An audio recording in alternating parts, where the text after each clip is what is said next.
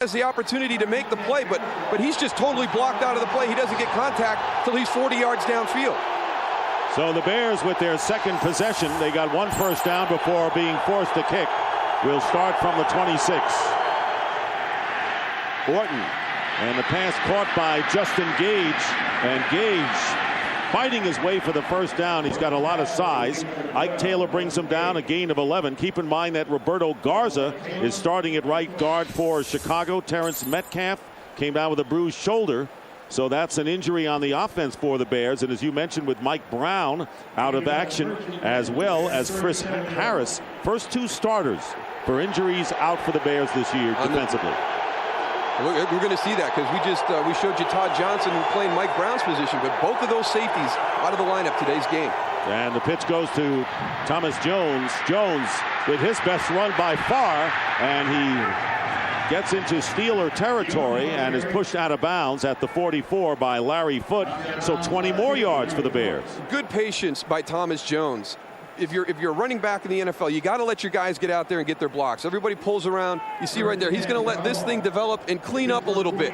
Right there, you're not real sure where to go. Look at that. He goes back inside. A young running back who's pressing that hole is going to think, I need to get outside in that lane. Thomas Jones, a little hesitation, gets a better alley inside that block. And Brian Johnson downfield with another big block. First down on the Steeler 43. Here is Jones, and not much there. Tony, what's the field like as we start this game in the cold? You know, the surface down here as the game goes on is going to get more and more chewed up.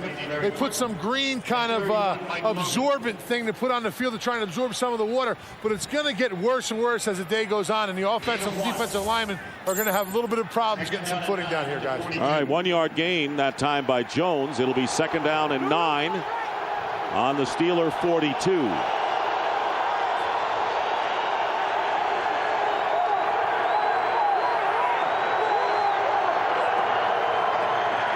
Protection for Orton, and Orton overthrows Gage out of bounds.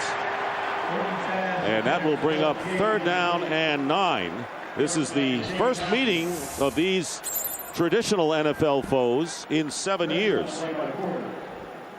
The funny thing is they're kind of mirror images of each other about a year apart. Last year, the Pittsburgh Steelers, they go all the way to the AFC Championship game, basically playing a very similar style to what the Chicago Bears are playing this year. So when everybody is critical of Lovie Smith and, well, how are you going to do this? One of the teams that he looks at is Pittsburgh. Hey, they went 15-1 last year. Bill Cowher at the helm. Now they're struggling and fighting for a playoff berth, probably wild card. Third down and 9. Bernard Berrien in the game, the speedster at wide receiver, and Kyle Orton, seeing his receivers covered, runs for it and comes up short, it appears. Gets inside the 35, and it was Joey Porter and Clint Krewalt making the stop, and I think the Bears are about a yard short, and fourth down coming up. That was an 8-yard pickup. Those are the decisions that they want to see Kyle Orton start to make, as opposed to hanging in the pocket and trying to get the ball to somebody down the field when the play breaks down. Make that quick decision, tuck the ball, and get what you can. Put yourself in a position to convert fourth down. And I think this is a good idea for Lovie Smith. Fourth down and about a yard. Problematic on the field goal with this wind, so they're going for it with multiple tight ends. Fourth down and 1, and they get the first down. Thomas Jones down to the 31-yard line. A 3-yard pickup, and the Bears move the sticks. Well, with a team that has the approach of field position, that's a gutsy call by Lovie Smith. That's probably as aggressive as you'll see him in that situation, because normally he's going to punt the ball, pin Pittsburgh back. But, when you've got a great defense, I think you can be a little bit more aggressive in what you're doing offensively with your play call. And it may be tough to punt from inside the 40. Oh, it's not easy. I mean, if you make a mistake, you net 15 yards. Bears on the 31 of the Steelers, first down. And Orton looking one way and then fires it out and getting away. Thomas Jones down the field. Jones going vertically down to about the 15-yard line. They'll mark it at the 16. A 15-yard pickup. Larry Foote, one of the inside linebackers, making the tackle. And Jones almost was tackled behind the line of scrimmage. When this ball was thrown, I'm thinking it's going the other way. I'm thinking that Joey Porter is going to pick this ball off and run it back. Kyle Orton's going to come out. He's looking to his right. Something doesn't look good there. So he turns and very quickly throws this ball out to Thomas Jones. Joey Porter, I thought, had to jump on it enough where he was going to intercept it or at least put a big hit on Thomas Jones. Well, he juked Joey on that one, and it's a first down on the 16-yard line. And the handoff to Jones, and he gets to the 14, a pickup of 2 to Shea Townsend at the cornerback spot making the tackle. So nearly 5 minutes remain in the first quarter. Steelers score on their first possession. The Bears threaten on their second. What a great response by this Bears offense. Everybody's been very critical of them. Everybody wanted to know what was going to happen to Chicago if they fell behind. They come out, fall behind on the opening possession, and the response of this group has been very impressive on this drive. Second down and 8.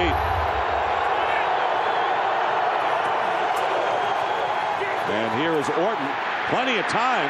Can't find a receiver, and smartly throws it beyond Muhsin Muhammad, who was covered extremely well by Troy Polamalu, and so that will bring up third down on the play. Smart play by the rookie from Purdue. He's making good decisions right now. That one there, throw the ball away. He's thrown a couple away already in the first couple series with this offense. I like the decision when he tucked the ball and just got what he could, put them in a position to convert a fourth down. So he's making better decisions, and Lovey needs more production, and Kyle knows that. He knows he didn't play well last week.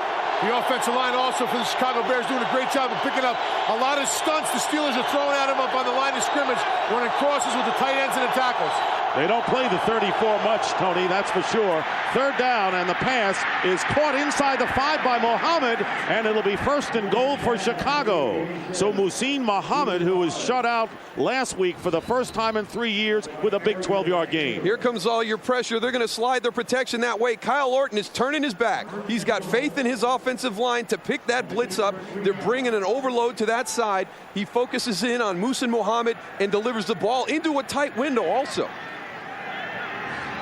So Muhammad, as well as Justin Gage, shut out last week. Well, to be honest with you, just about everyone. Orton threw for only 68 yards, and it's first and goal at the 2 tight ends, and here is Thomas Jones. No way, and they'll even lose a couple on the play.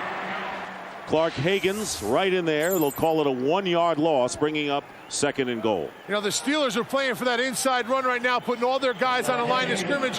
But this is where Chicago has to go, fake something up the middle, and take it around the outside. Right now, the perimeter for both sides, left and right, are not really being covered by the Steelers. So I would hope the Chicago Bears will see that from up top, guys. Yeah, one of their big plays the last couple weeks, Tony, a little bit of a play action fake and a pass to the tight end. 12th play of the drive, and a timeout called by Orton. So a good early timeout, because obviously it isn't often the Bears get this close. Timeout, Bears trying to tie the game. 3:18 to go in the first. We'll be right back. Fox NFL Sunday is sponsored by Ford F-150. Built Ford tough. By Samsung, the official HD TV of the NFL. By King Kong, directed by Peter Jackson. King Kong in theaters Wednesday.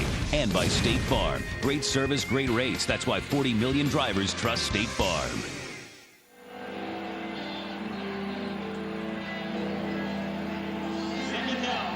Bears with 11 10-play drives this season, fewest in the NFL. This drive started on their own 26. Third down and 3. Second down and goal. And Orton gets slammed by Clark Hagan's for the loss. It was second down and goal, not third and 3. Loss of 8 yards. And back to the 11-yard line. Well, that's where your problem is going to come. You get down here, you open up your formation a little bit. You're not in a traditional goal line offense. You're booting it out, but you got a guy right in your face. Clark Hagan's is waiting right there for Kyle Orton when he turns around. Nothing Kyle could do with that one. Lucky to hold on to the ball. Now it's third down and goal at the 11. So Kyle Orton already has improved on his passing from last week.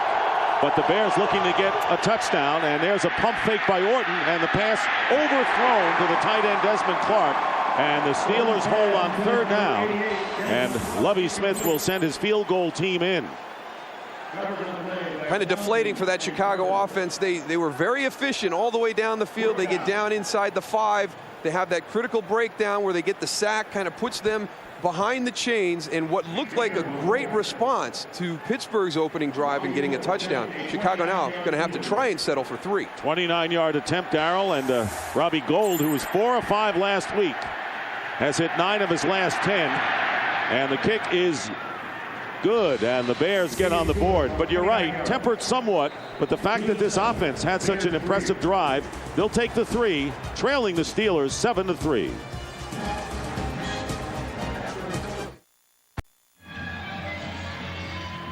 Two and a half minutes remaining in the first quarter. Dick Stockton along with Darryl Johnston and Tony Siragusa. Bears respond to the Steelers' opening possession touchdown with a field goal. It's 7-3. The snow's coming back down here, Dick. Starting to snow a little bit. Intermittent flurries. There's the scoring drive. Robbie Gould will be kicking off to Ricardo Coakley and Quincy Morgan. There is Morgan, former Dallas Cowboy. This is one of those areas that that Bill Cowher kind of called out. The middle of this 3-game losing streak. You go back, and the team was never in sync. They're losing the offense one game, they're losing the defense one game, and you have those 3 phases. But the one they lost in all 3 of those games was special teams. He really challenges guys this afternoon. We'll see if they can start off with some good field position on this return. And the coverage, of course, as well, a big problem. Here is a short kick by Gould, and Coakley returning from the 10-yard line, and Coakley is slammed down to the turf at the 31-yard line by Israel Adonijah, a 21-yard return. Well, next Saturday, a Fox NFL special. Pre-game begins at 12:30 Eastern, 9:30 Pacific, and the Tampa Bay Buccaneers and the New England Patriots battle. Playoff implications for both teams. Patriots fighting to win the AFC East, and the Buccaneers in that great 3-team battle in the NFC South. First down on the 31-yard line.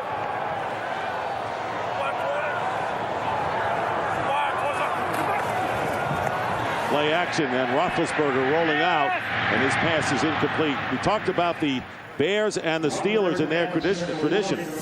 Well, back in 1969, they had the worst records in the NFL. The Steelers and the Bears had identical marks of 1-13, and so to decide who was going to get the #1 draft pick, they held a coin flip. The Steelers won the coin flip, and the guy they drafted for the start of the 1970 season was Terry Bradshaw. And as they say, the rest is history. The Steelers went on to win 4 Super Bowls. And who knows how football would have been changed had Chicago won it, but the Steelers got Bradshaw by winning the coin flip. Second down and 10 on the Pittsburgh 31, and on the draw, Willie Parker charging forward, gets to the 34-yard line, picking up 3 with Brian Urlacher there. One of the things that I like about the Pittsburgh running game is how they block the 8-man front. And we hear a lot of talk about getting that 8th defender down in the box, but they have a good situation on how to account for that guy. They can reverse the play, go opposite. They can leave the guy farthest away from the point of attack free. And they've got Hines Ward, number 86, who is a very, very good blocker from the wide receiver position. And Veron Hayes, number 34, the third down back, as Deuce Staley is inactive for this game. Third down and 7. Out of the shotgun for Ben Roethlisberger. His quick toss, slant, first down to the 46-yard line. And Cedric Wilson. And now he'll say incomplete. Wilson came out, did not have possession, so it'll be 4th down on the incompletion. Looked like he knocked it away after should have been a fumble. Charles Tillman came in and just punched it right out. Took a couple of steps, but maybe did not have control. Well, he's trying to say, Cedric says he had a catch. I don't know if you want to let that one go. Whatever they ruled on the field, that might be a fumble, Cedric, if anything. Possession, a couple steps. Yeah, Cedric, you don't want him to go take a look at that one. The Steelers recovered. Steelers got it. It doesn't matter, yeah. Steelers recovered in any event. He's got it in the air. There it goes. It is a conversion. It would be the first down, so Cedric's right. Pittsburgh's challenging the ruling on the field. Before the challenge, delay game, offense. Be a 5-yard penalty, still 4th down. So it doesn't really matter as delay of the game overrules all. on a dead ball foul, so it'll be 4th down.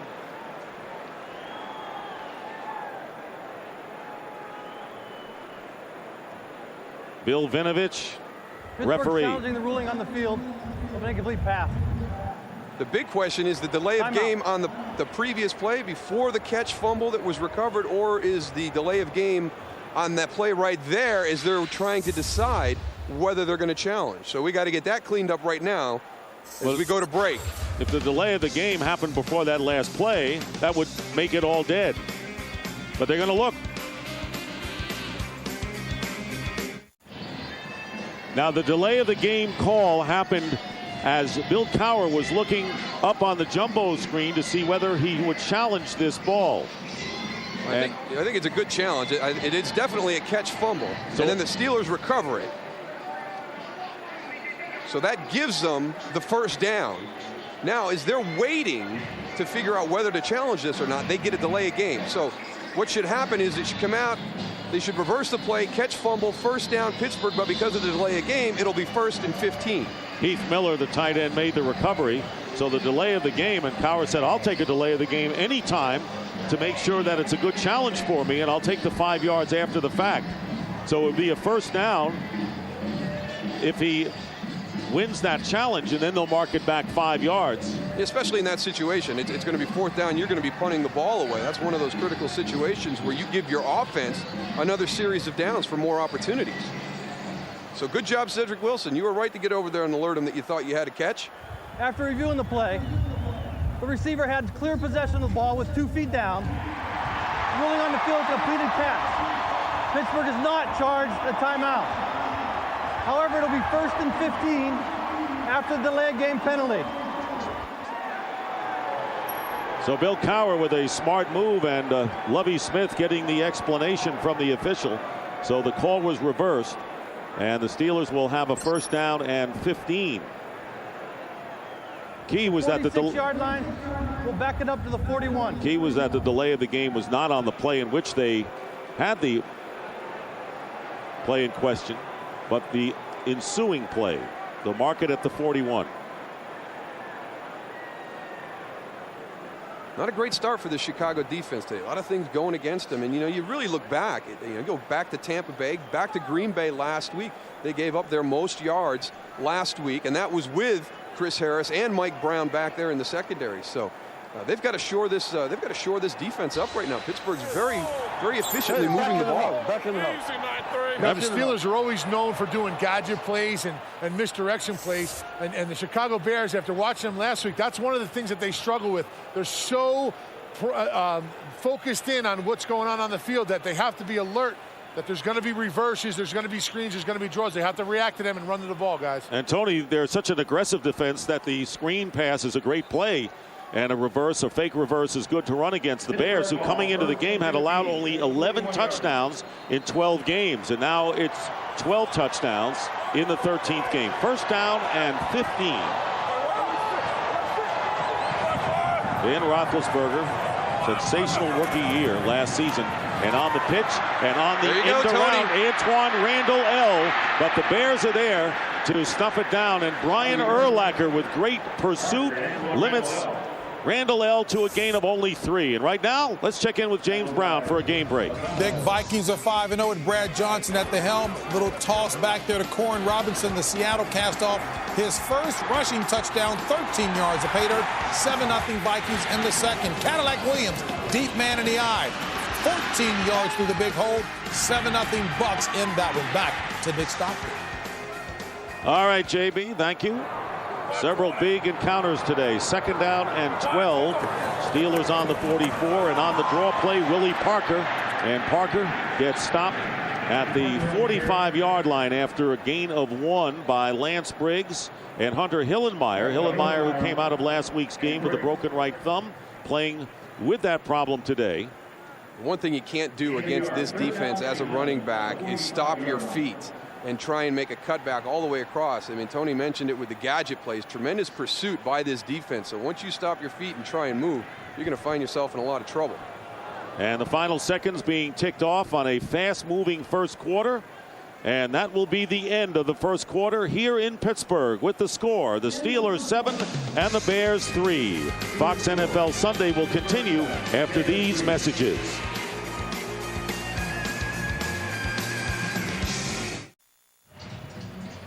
We begin the second quarter. Dick Stockton with Darryl Johnston, Tony Siragusa. The Steelers lead 7-3. They will have a 3rd down and 11 on their 45-yard line.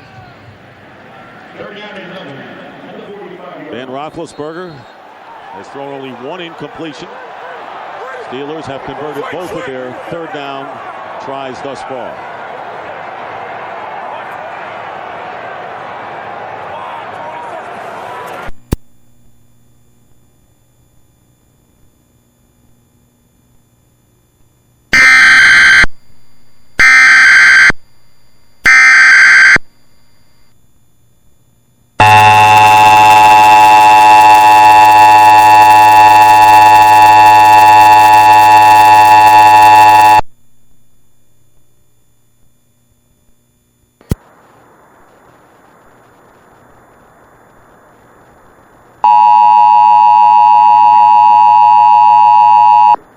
This is KWVE San Clemente.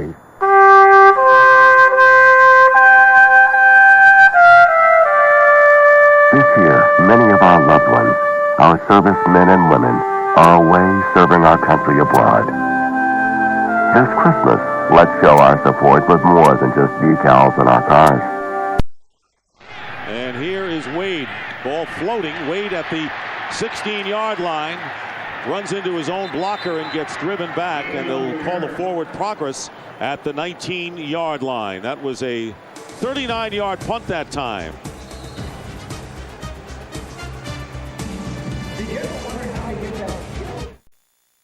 Fox NFL Sunday is sponsored by Nissan, who invites you to shift the way you move through the world. By Guinness Draft Stout, drink responsibly. Brilliant. By Visa, proud sponsor of the NFL. With Visa's multiple layers of security, you're protected. And by Burger King, who reminds you to have it your way. 7-3, the Steelers in front, the Bears getting the ball back. Yeah, Bobby Wade's not going to make the same mistake twice. Look at him, he's got 2 hands on that ball. He knows how much possession means to Lovie Smith. He's not losing that job again. First down for Chicago on the 19-yard line, and here's Thomas Jones. Jones tackled from behind by Joey Porter after a pickup of 3. One of the guys that kind of gets overlooked in this Steelers defense in my mind is Casey Hampton. You know, we all talk about their linebackers, and they've always had great linebackers, especially on the outside. But when you're in that 3-4, that other guy you got to have is a guy in the nose. And Casey Hampton, number 98, he just knocked Olin Kreutz about 3 yards back into the backfield and forced Thomas Jones to make a quick decision. Not many people can do that to Kreutz. 2nd down and 7 on the 22, and Muhsin Muhammad hit as he catches the ball and will not have the first down, about 1.5 yards shy. And James Farrier, who missed 2 games with a sprained knee for the Steeler defense, making the stop at 6-yard pickup. So once again, the Bears facing a 3rd down. You know, Chicago accepting a field goal the last time they had the ball.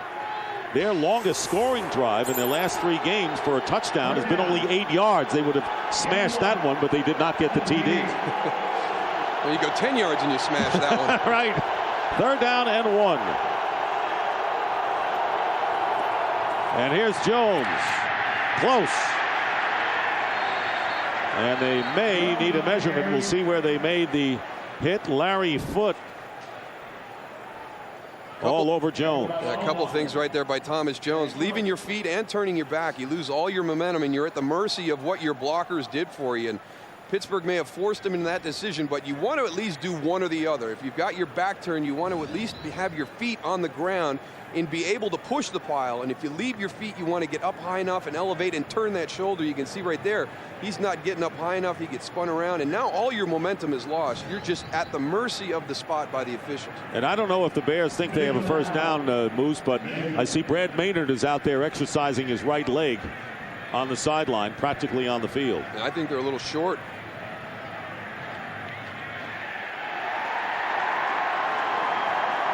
A little more than a little.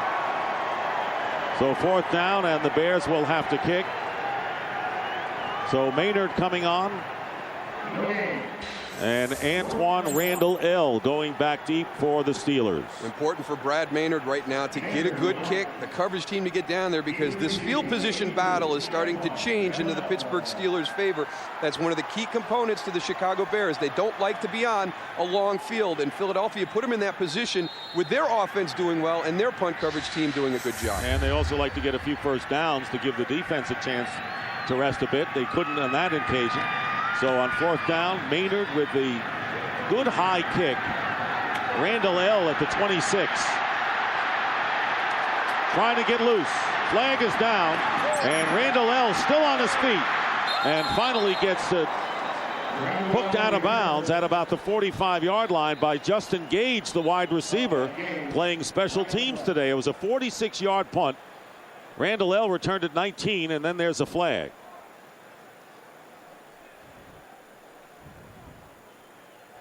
During the return, illegal block in the back, receiving team number 57. 10-yard penalty. Pittsburgh keeps the ball. Clint Grewalt, and they'll move them back a bit. Timeout. And a timeout. The Pittsburgh Steelers trying to break a 3-game losing streak in front of the Bears, 7-3.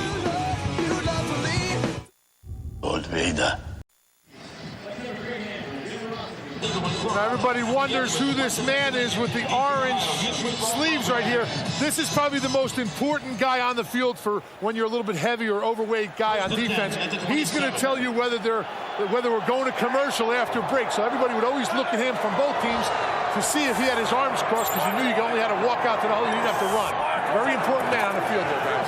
Famed orange sleeves as Willie Parker runs for the first down. He's had a great first half.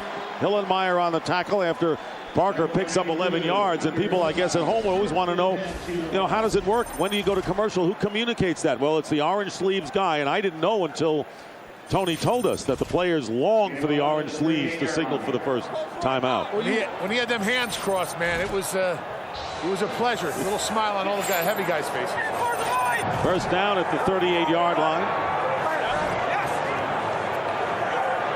Two tight ends for the Steelers, who lead by 4.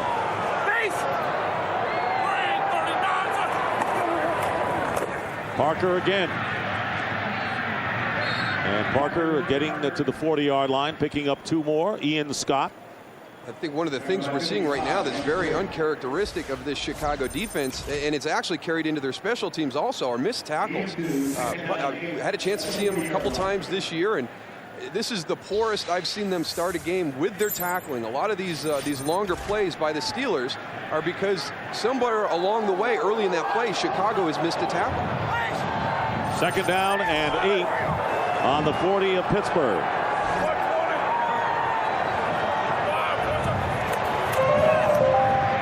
Roethlisberger stepping up and flipping out, and the pass bobbled and then held onto by Dan Kreider, the fullback. And that could have been disaster for the Steelers with several Bears in the neighborhood. Picks up 5 yards to the 45-yard line with third down coming up. He didn't have much time to finish that play, but we talked about these guys early on, and right now Max Starks and Trey Essex both doing a good job. There's Max Starks going up against Adewale Agunlia, rides him to the outside. Ben has to step up a little bit, but hey, those two guys have done a great job up to this point, because we have not called Alex Brown or Adewale Agunlia's name yet with pressures and sacks. Quincy Morgan in motion to the right. It'll be third down and 3 at the 45. Roethlisberger, and the pass is caught, and they don't get the first down. Veron Hayes is hit immediately, and a flag goes down. And the initial indication appears from Hines Ward that it would be against the Bears, who now signal the other way. Pass interference. Offense, number 86. 10-yard penalty. Replay third down. Not so fast, Hines, and he is guilty of the offensive pass interference. Hines Ward's right up there at the top of the screen. The pass is underneath to Veron Hayes. And Lance Briggs hit him first, and Tank Johnson to follow. Did not get the first down. And then the penalty will set the Steelers back. You wonder if it was like a pick play. You saw Hines Ward kind of go out, and you saw the running back coming underneath. The only thing I can think of is maybe it was an illegal pick. Here goes Hines. Well, hopefully they just got the wrong number. Somebody did something wrong out there. Maybe they just got the wrong number. Third down and now 13. And the Steelers back to their 35-yard line. Roethlisberger getting pressure, and on the screen pass, Baron Hayes spinning away, and Hayes is going to get the first down as he gets into Chicago territory. 16-yard gain before Azuma brings him down. Hayes, the third down back today, delivers for the Steelers. More missed tackles by the Chicago Bears defense. Brian Urlacher, 54. There he goes into the middle by the emblem. Now he's going to have a chance to get Baron Hayes right there. He gets blocked. He had another one missed earlier. They had him at the original line of scrimmage. That was probably another 9-10 yards by Baron Hayes just on his effort and Chicago missing tackles. 15 missed tackles today, so if you want to be compared to the 85 defense, you better shore up that tackling first. First down at the 49. Big play by Hayes. And the handoff to Willie Parker. And you heard before the game Ben Roethlisberger telling Tony Siragusa on the field, you know, we're going to be running the ball today, and they are successfully. 9 yards that time for Parker with the tackle by Todd Johnston. You know, down here on the field, Moose, you did a great, I think it was awesome you point that out, that they're missing tackles. What they're not doing is they're not running through the ball carrier. They're stopping their feet and they're diving. You'll see a lot of guys laying out trying to get an arm tackle on these guys. The Steelers' run game is not a team you can arm tackle. You need to run through the player and solidify that tackle. And you would know, having played them, second down and 2, first back through. Dan Kreider, the fullback, and Kreider inside the 30. That one is for Moose, the fullback. Carries Brian Urlacher, the tackle, after 12 more yards for the Steelers. You fall asleep on a guy like that. You're worried about this guy, Willie Parker, Baron Hayes, and all of a sudden you slip 35 in there real quick. He even gets a trap. That's awesome. Now all he has to do is catch a ball, and you'll really be happy, almost. He already had a catch. I mean, he bobbled it a little bit out there in the flat, but he pulled it in, so we got a catch and a carry. So the Steelers moving the ball on the ground, especially using up the clock, leading 7-3. First down on the Bears 29.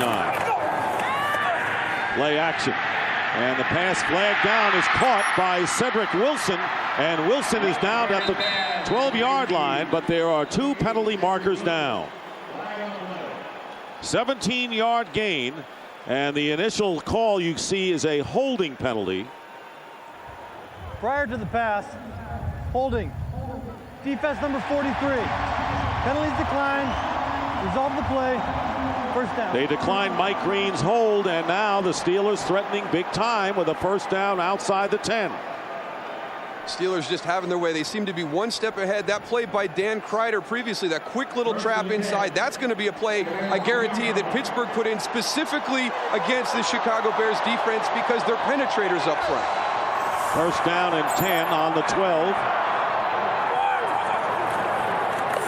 And here is Parker trying to go outside left. Parker going in, and no signal given, and Parker is out of bounds just inside the 1-yard line. And Brandon McGowan, rookie safety, prevented the touchdown. But once again, the Steelers looking very good, threatening. Dan Kreider doing it all. This time it's on a block. Watch, he gets to the outside, seals Hunter Hillenmeyer to the inside. That allows Willie Parker to get the corner. Brandon McGowan does a nice job coming all the way across to deny the touchdown. But boy, the Steelers got onto the edge very quickly, and there was no more support from the secondary. Parker with 43 yards on 9 carries. Jerome Bettis comes into the game. First and goal at the 1. And they give it to the bus. Touchdown Steelers. This is a totally different team than the club that lost the previous 3. A 1-yard run by Jerome Bettis.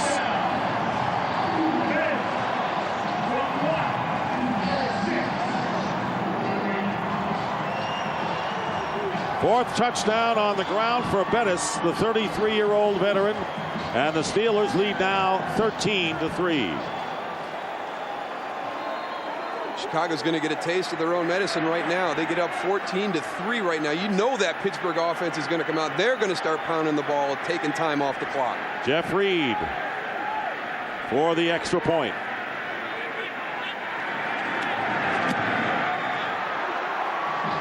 with 7:25 remaining in the first half. The Steelers have moved out 14-3 lead over the Chicago Bears.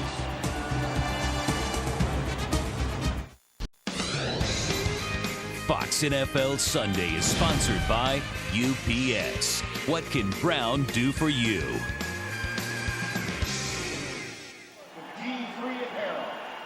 You know, I was standing here about 8 yards behind Brian Urlacher. One thing I saw with the Chicago defense was when you're on the goal line, you're down here, you got to go and stand people up.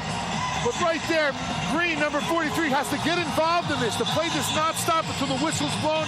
The officials didn't blow that whistle. You got to go and make that tackle.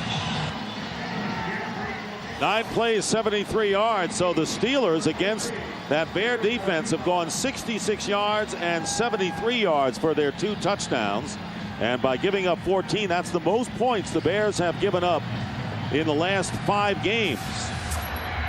So they have an uphill climb right now as Jason McKee returns the kickoff for Chicago and brings it out close to the 35-yard line. So Kyle Orton has to go to work now, and the Bears need to get points. Holiday season in Pittsburgh, Pennsylvania. We'll be right back. Congratulatory phone call for Ben Roethlisberger. Not really. He's talking to the Ken Wisenhunt, the offensive coordinator upstairs. Job well done thus far by the Steelers offense. The Bears, let's see how they answer. First down at the 34-yard line. Kyle Orton is going to throw, and dropping the pass out of the backfield is Adrian Peterson. Interesting in this game, and there are other games that affect these teams. The Browns are leading the Steelers right now, leading the Bengals, that is 14-10. Remember, the Steelers are 2 games behind Cincinnati coming in, and the Bengals leading the division after winning last week. Minnesota over St. Louis 7-3, and if the Vikings win their 6th in a row and the Bears stumble here, Bears lead in the NFC North would be only 1 game. So the plot thickens. 2nd down and 10. Fake to Peterson. Plenty of time. Is there a receiver open? And the ball is thrown on the ground, and they wanted Peterson to come. Trying to develop, get a screenplay to develop out there on the outside, but that's just defensed well by the Pittsburgh Steelers defense. Kyle Orton has nowhere to go with that ball. Just throws it down into the turf. Flag thrown. Steelers may be lobbying for a holding call. Now the pass might have hit Reuben Brown, and unintentionally, and even if it did inadvertently, it would be an illegal receiver downfield. There's no foul for illegal touching on the play. 3rd down. I thought they were going to get Reuben Brown on a hold, because when you do the screenplay now, it's the offensive lineman leaves to go out to get into the screen. He cannot throw the guy down to the ground. I thought Reuben had done that. So one thing I am seeing down here is Kyle Orton has some holes where he can run, guys. He ran earlier and put them in a 4th and 1 situation. When he doesn't have the opportunity to throw the pass, he needs to go and run the ball, because they're not accounting for him right now. We'll watch that one. 3rd down and 10 at the 34. And Orton with a quick pass, and it's incomplete. Muhsin Muhammad claiming he was interfered with. No flags are down. Ike Taylor on the coverage, and 4th down again for the Bears. That looked like I thought Ike might have gotten there a little bit early myself. We'll see here on the replay. Perfect timing by Ike Taylor. No, unfortunately, Muhsin, that was very, very well played. So Brad Maynard is on to kick it away, and Antoine Randall L is back deep. Kyle Orton has completed 6 of 13 for 57 yards. Maynard with a good kick. Randall L back inside his 15. And finally, the Bears made the tackle at the 22-yard line. That was Leon Joe. 51-yard punt by Maynard. Well, the NFL on Fox, Week 15. The Eagles and Rams in the first half of our doubleheader, and the Cowboys-Redskins. You played in a few of those, I think. Yeah. Darryl? It's always a great rivalry. And, of course, as you know, the Cowboys dominated their earlier meeting in Dallas, and all of a sudden poof, it was gone. The Redskins scored at the end and beat Dallas in one of the toughest losses the Cowboys have had. Oh, and then to who it was, you know, the game. Anybody else, I think the people in Dallas could have taken that a little bit better, but to self-destruct in the last few minutes against Washington, that was insult to injury. Yeah, wrong team. First down at the 22 for the Steelers, who have dominated this game, leading 14-3. Roethlisberger would throw on first down, trying to go to his tight end, Heath Miller. Lofted up there, and defending on the play was Mike Green, playing free safety with Chris Harris out with an injury. Go back and look at this again, just so you can see how good these tackles for the Pittsburgh Steelers are playing. These two guys, I mean, they have had an outstanding year. They got 14 sacks between the two of them. They got on a roll there for a couple weeks where they were unblockable, just exchanging from week to week.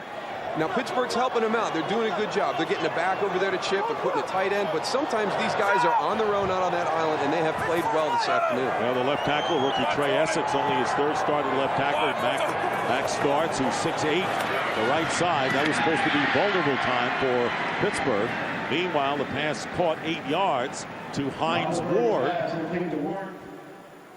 You guys got to give a little bit of credit to Ben Roethlisberger, too. He moves around the pocket. I don't think people can realize how big this man is. He's like a defense or an offensive lineman there at quarterback, and he moves around the pocket like Fred Astaire, man. He dances around that thing and just glides. Don't get carried away, Tony. Yeah, but it's that feel that you have as a quarterback. You don't have to be a great scrambler. I think the guy that everybody remembers is Dan Marino. I mean, he wasn't going to break 10, 15-yard runs, but he was so good in the pocket of having that feel of where to move to have just enough time to get that ball out. Let us there, high company. Ron Haynes is in the game as the third down back, and Antoine Randall fumble after the catch, and is recovered by the Steelers.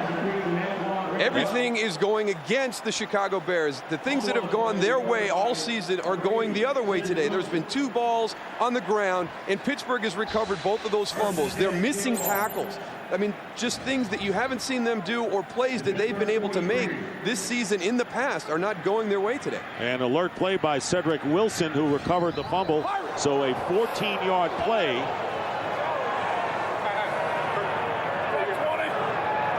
First down at the 43. Alex Brown, shaken up, has come out of the game. And on first down, Willie Parker trying to go outside and is sandwiched after a gain of 1. Brian Urlacher, the principal defender, 1 yard on the play. As Alex Brown will take a look. We talked about the back being in there to help Chip. Gives him a little shot. You don't know if he got him in the ribs. Maybe they went knee to knee. He's holding it. Looks like his shoulder right there. Israel Adonijah came in on that last play. So Alex Brown, who has been phenomenal up front for the Bears, who have managed to do it with a 4-man rush.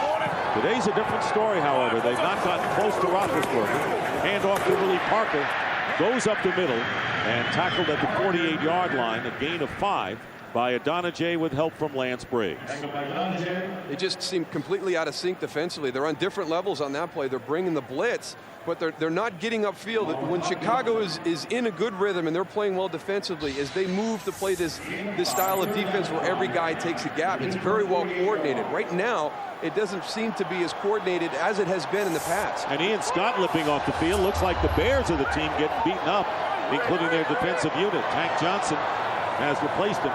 Third down and 5 for the Bears, for the Steelers on their 48. Roethlisberger's pass and trying to extend Quincy Morgan to no avail. So fourth down coming up, and Chris Gardocki will come in to kick. Well, you're not getting there one-on-one. So what you got to do now is you got to start trying to create. And the Bears are running a little stunt now. And this is something that, you know, now they feel they're frustrated. You know, it's a part of their package, but I'm positive coming into this game that they felt that they could match up one-on-one. They weren't going to have to stunt their defensive linemen. They felt that they could win those one-on-one battles. So here is Gardocki, who played for the Chicago Bears. And back deep, Bobby Wade. Good kick. Wade at the 7. Goes up. Comes down at the 16-yard line. So the Bears will try to get something going, trailing 14-3. Well, this February, the fastest sport on earth returns to Fox for another season of incredible action as the world's best drivers go door to door in a quest to take home the checkered flag. NASCAR returns to Fox in high definition this February. It has been all Pittsburgh thus far. They have outrushed the Bears 64-39. And in total yards, 194-88. From the 16, Muhammad gets a few extra yards and gets the first down. Great moves by Muhsin Muhammad.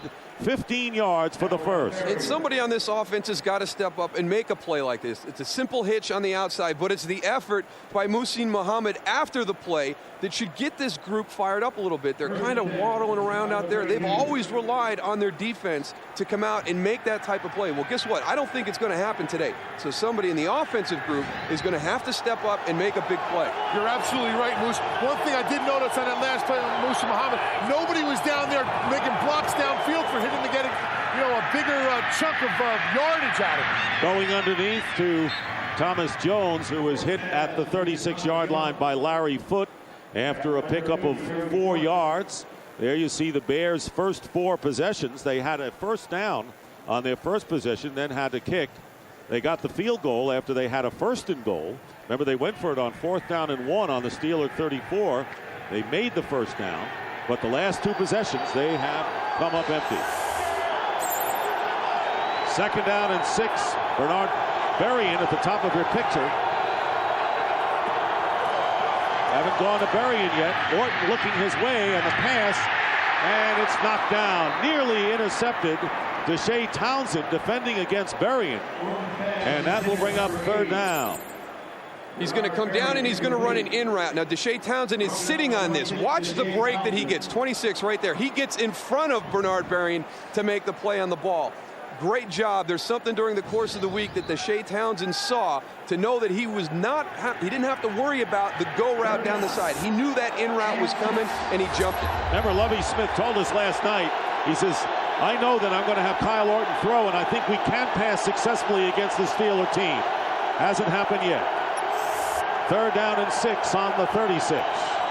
And Orton to the air again, and his pass caught by Muhsin Muhammad, and a first down into Steeler territory. That's the 5th catch of the game for Muhammad. Good for 15 yards with Townsend on him. Well, I think the one thing you have to remember about Muhsin Muhammad is last year in Carolina, he was kind of in a similar situation. Steve Smith goes down. He's the only guy out there, and yet he throws up huge numbers. He's got to step up and start playing like he did last year for the Bears this year. 2-minute warning here in Pittsburgh, and we'll be right back. Fox NFL Sunday is sponsored by Rocky Mountain Refreshing Coors Light, the official beer sponsor of the NFL and Super Bowl 40. 2 minutes remaining in the first half. Big possession for the Bears here, Darryl, for them to get back in the game, and Kyle Orton to get his rhythm going. Look good on that last pass. Well, he's looked good a couple times today, and I think we all focus on Kyle Orton as the problem with the passing game. But last week against Green Bay, he didn't have a whole lot of help from his supporting cast. Muhsin Muhammad has stepped up today. He's making some good throws, but I agree, Dick, they've got to get some points going in at halftime. And throwing on first down, Kyle Orton being chased down, and he's going to be tackled after a gain of 1 by James Farrier. So I have to tell you, and you pointed it out, that the Steelers doing a great job on coverage downfield, even when they are locked on a receiver, and perhaps playing better than maybe the Bears anticipated that secondary of playing. Well, when you go up against Pittsburgh, you're trying to find that area that you can exploit, and Chicago really felt it was down the field passing, which is not a great situation for their offense to be in, but you can see that they really believe it. They're trying to get Kyle to get that ball down the field. 2nd down and 9. Deep drop this time, and the ball is tipped at the line of scrimmage. Trying to go to Thomas Jones, and Joey Porter got the deflection. You're not going to get there. Get your hands up, and that's one of the most frustrating plays for an offensive group. You've got something on the outside. You're going to check it down to Thomas Jones. Kimo Van Olhausen comes in and just gets his hand up. You never give up on the play. Remember, Orton is 6'4", and it'll be 3rd down and 9 at the 48-yard line of the Steelers.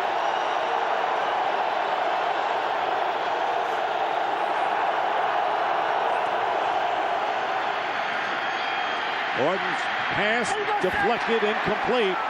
And a flag comes down late. Muhsin Muhammad was the intended receiver. Deshae Townsend on the coverage. And the flag came down late. And you can see very upset is Townsend on the call. We'll get it officially from Bill Voinovich. Illegal contact. Defense number 26. 5-yard penalty. Automatic first down. Coming out of the slot right here. You're going to run a little in route. Deshae Townsend's taking away the inside. I agree. I think he's got a right to that position on the field. He just played inside leverage on that coverage, and he has the right to that spot. Muhsin Muhammad came in, tried to establish his spot, but Deshae Townsend didn't move. Fourth penalty against the Steelers. They have them all in this game.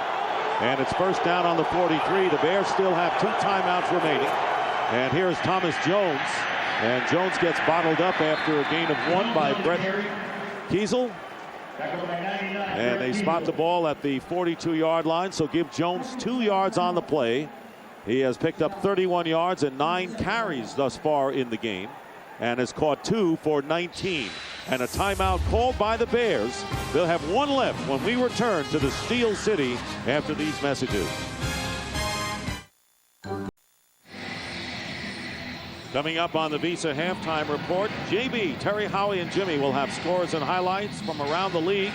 And the Fox Sports ticker has up to the second scores and stats. And of course, you'll get the latest on the games that affect both of these teams. 1:06 remaining in the first half. It'll be second down and 9.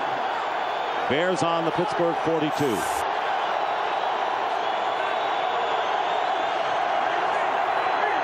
Only 1 timeout left for Chicago. Watch out for the blitz, and Orton gets rid of it. Deshae Townsend with a cornerback blitz. Came from the blind side and very nearly got to Orton before he got rid of it. He's down here at the bottom. Here's your 2 receivers right here. Now, there should have been a hot adjust because obviously the line is not responsible for him. So they both release. I don't know if one of those guys went hot and Kyle got focused out on the other side of the field.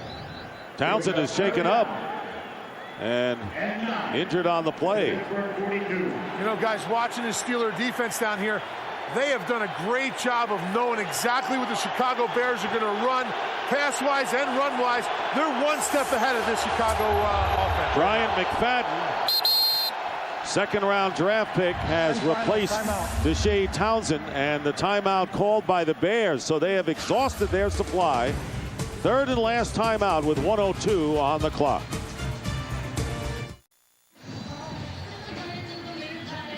Deshae Townsend comes in on the blitz. So you want to watch he does the right thing. He's got his head up when he makes the hit. He doesn't lower his head, but I think what he did is he got a pinched nerve. You see him get up, he's popping the helmet off. Those things are so painful. And yeah, he wants to get to the sideline. Since he's been on the sideline, they've really kept his head still. So hopefully that's just a pinched nerve and nothing more for Deshae Townsend. Third down and 9. Bears are out of timeouts. Kyle Orton with a big third down pass, and it's incomplete. Muhsin Muhammad had to turn around to try to grab that one. James Farrier was downfield, and Ike Taylor, the cornerback. So 4th down on the 42-yard line for Chicago. They're working on Townsend, who had been replaced by the rookie McFadden from Florida State.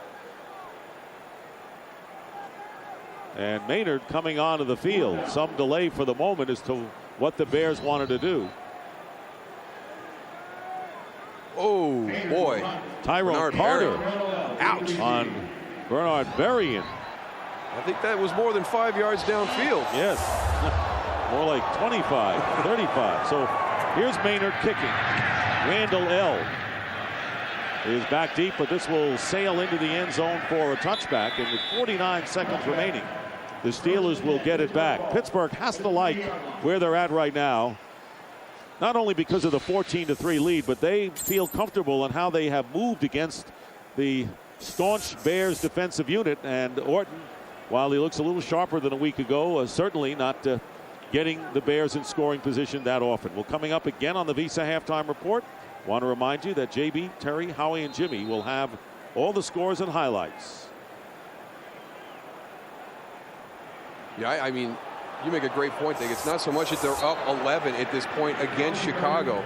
And we're all going to wait and see. Chicago hasn't been able to overcome a deficit like this all season, but the impressive thing is how well they've run the ball, how well they've protected the defensive ends. Their tackles have played a great first half up until this point. Chicago's got to go in. They got to look at it. But you know what? I don't think it's anything X's and O's right now for Chicago. Right now, it's just they're not into it today. And a good point. So the Bears, who right now you'd have to say their 8-game winning streak would be in jeopardy on the road, trailing by 11 and being outplayed by the Pittsburgh Steelers as the final seconds tick off. And there's Kyle Orton and Muhsin Muhammad discussing things as they go off. And, of course, Bill Cowher with the Pittsburgh Steelers, who to this point have certainly turned things around from their play of the previous weeks.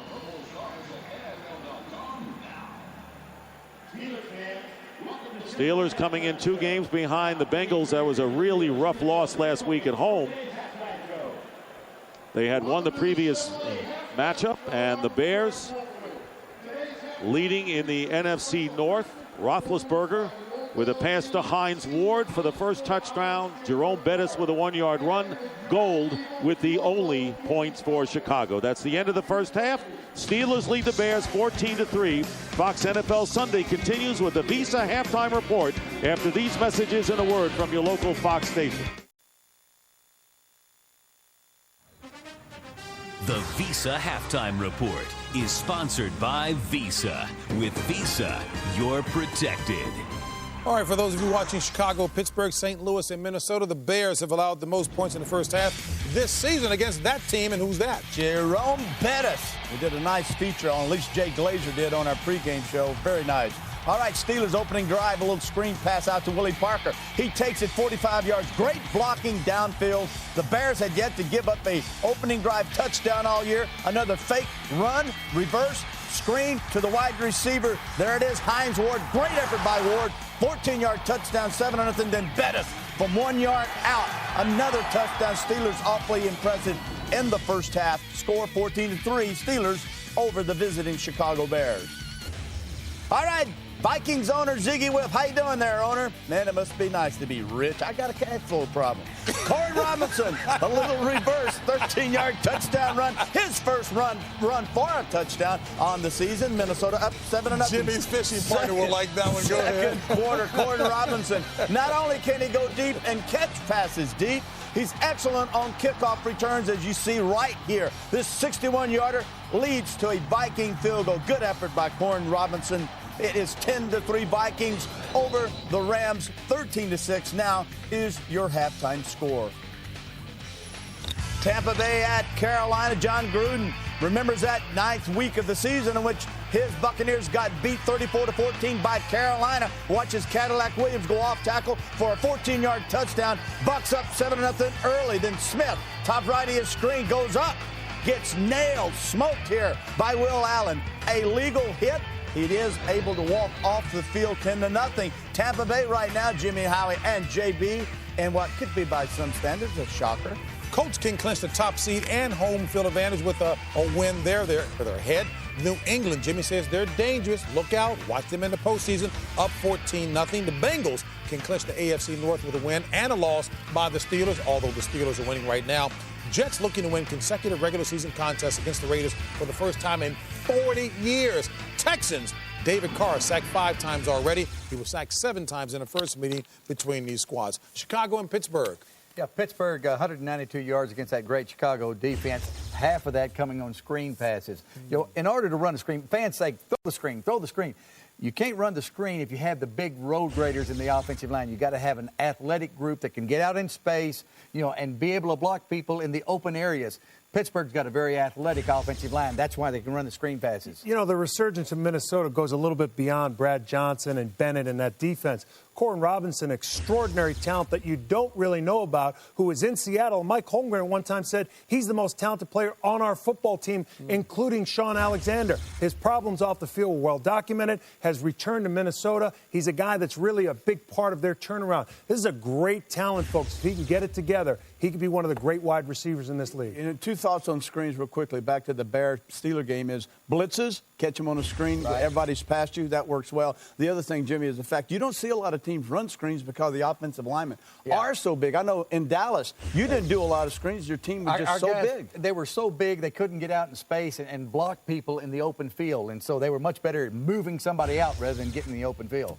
So therefore, if I were on the offensive line, if you were on the offensive line, we would know you because you're one athletic dude. Don't you go putting yourself down. Now send us out of here, JV. You know what?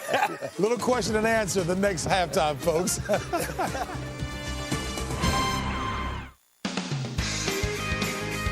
Visa, proud sponsor of the NFL.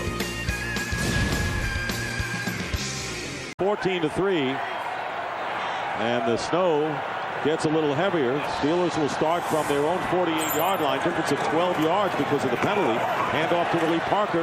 And Parker slices off the right side to get into Bears territory, getting 5 yards. And you saw Deshae Townsend go down with the stinger. They call it a concussion. Doubtful that he'll be back in the Steelers secondary. Actually, to me, that's good news. It's just a concussion, and people, just a concussion. What kind of statement is that? But let me tell you what, the way that they were working on him on the sideline, they were very, strict in his movement of his head and his neck, and he had that. To me, it looked like a pinched nerve. So, in my opinion, hopefully it is just a concussion.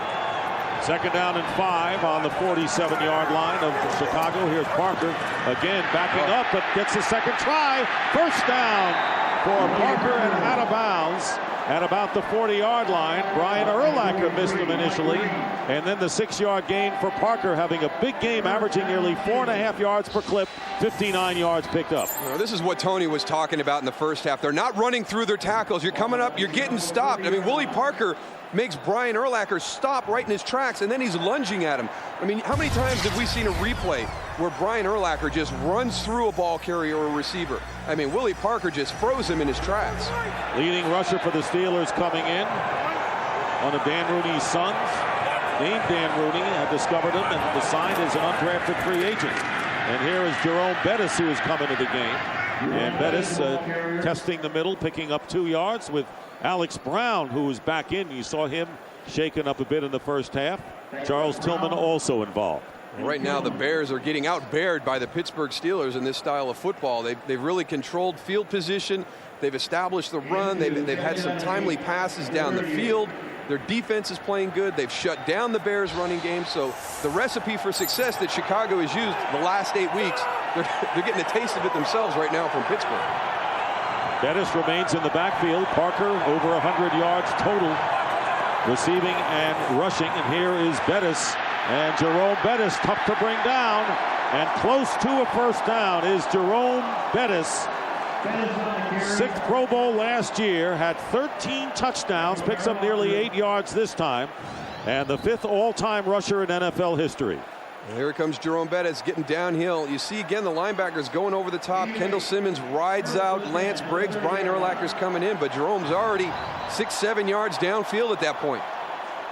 You know, the one thing I see with the Chicago Bears, they're not playing on the Steelers' side of the line of scrimmage.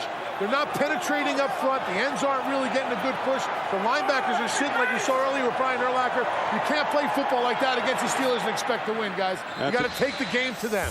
Well, it's the other way around so far in this game, as Ben Roethlisberger calls a timeout, the first for the Steelers in the second half. We'll be right back. Steelers calling a timeout, and you can see the wind and the snow pretty heavy right now. Keep in mind the Steelers at this point are 8th in the AFC. 6 teams make the playoffs, so they need to keep winning and need help. 1st and 10 at the 30 of the Bears. Bears closing in and indicating there was a false start on the right side of the line, and that's what will be the call. False start. Offense number 83. 5-yard penalty. Still first down. And it's Heath Miller, the tight end. You see right here, they're going to kick down into that old Bear defense. The Chicago Bears on their adjustment reduce it down to that 46 defense that the 85 Bears had so much success with. So I guess with all this comparing going on, they're going to try and show them that they can actually run that defense themselves. It's nice to see something different, though, Darryl. It's good. It's good. First down and 15 after the penalty. Hand off to Parker.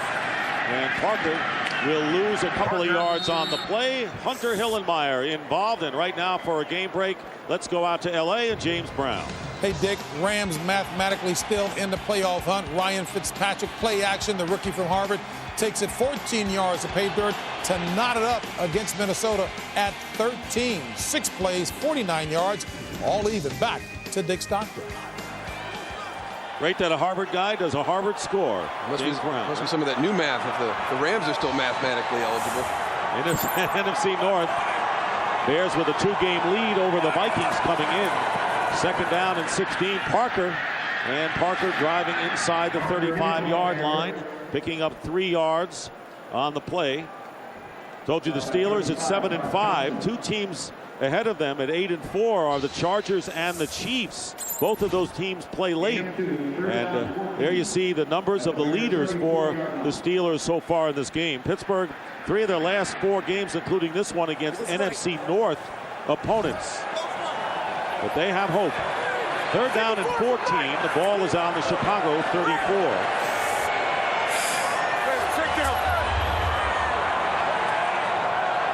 And the Steelers with the typical 3rd down formation. Out of the shotgun. Roethlisberger with loads of time. Caught by Antoine Randall L. 1st down inside the 20. A big 15-yard play for the Steelers. Ben Roethlisberger has all day in the pocket. Number 82, Antoine Randall L. releases up the field, just sits it down in a little soft spot right there. And we talk about these zone coverages when the guys are dropping back. Instead of blitzing, you're going to drop back in play zones, and there's little windows. That's exactly what we're talking about. You've got to find that little spot in the zone where you've got a clear throwing lane back to the quarterback. Great execution, quarterback, wide receiver. And a far cry for the Bears today. Red zone defensively, 1st and 10 on the 19. They give it to Parker again. And Parker hit immediately by Lance Briggs, but getting about 2 yards on the play.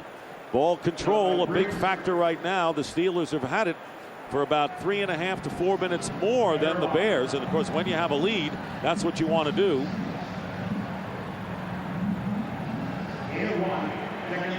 The big thing is the fact that coming into it, this is the formula for Chicago, and they watched how Pittsburgh did it last year, and they're just doing everything that we normally see the Bears do to their opponents.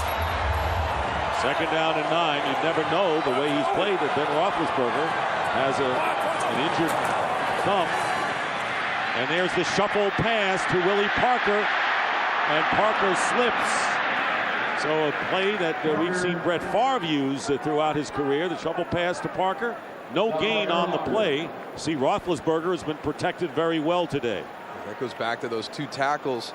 Trey Essex and Max Starks doing a great job in the ends. And Brian Urlacher here right now. He's got a lot to sort out on this play. Dan Kreider's coming up to try and get a hit on him. But the speed that he has from the inside out as a linebacker. Willie Parker, very speedy back, getting on those edges. And Brian Urlacher inside out from that middle linebacker position beats him to the corner. 3rd down back. Veron Haynes in there. It'll be 3rd down and 9. From the 18, and here's Roethlisberger's pass, and trying to hold on, and the catch is made by Quincy Morgan. Jerry Azuma all over him, but Quincy Morgan making the grab. A 10-yard play inside the 10, close to the 1st down. Here comes your pressure by the Bears. They're coming to this side.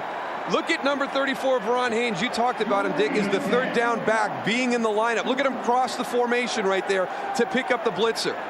Great presence by Veron Haynes. That's why he's in there on 3rd down. And Morgan signed just before the season started.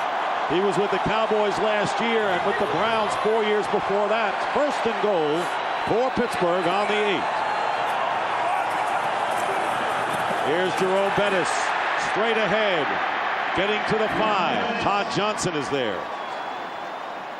Well, we got to start talking about the other guys on this offensive line for the Steelers. We mentioned their tackles, but you get down inside now, the running game. They've been really between the tackles most of the day, and Alan Faneca and Jeff Harding, Kendall Simmons doing a good job. That's the strength of this offensive line right now. The concern was out there on the tackles, but as a group, they played a tremendous game so far against the Bears. Harding to the Pro Bowl last year. Faneca went to the last 4 Pro Bowls. Second down and goal. They go to Bettis again. Bettis gets hit, still driving. Touchdown!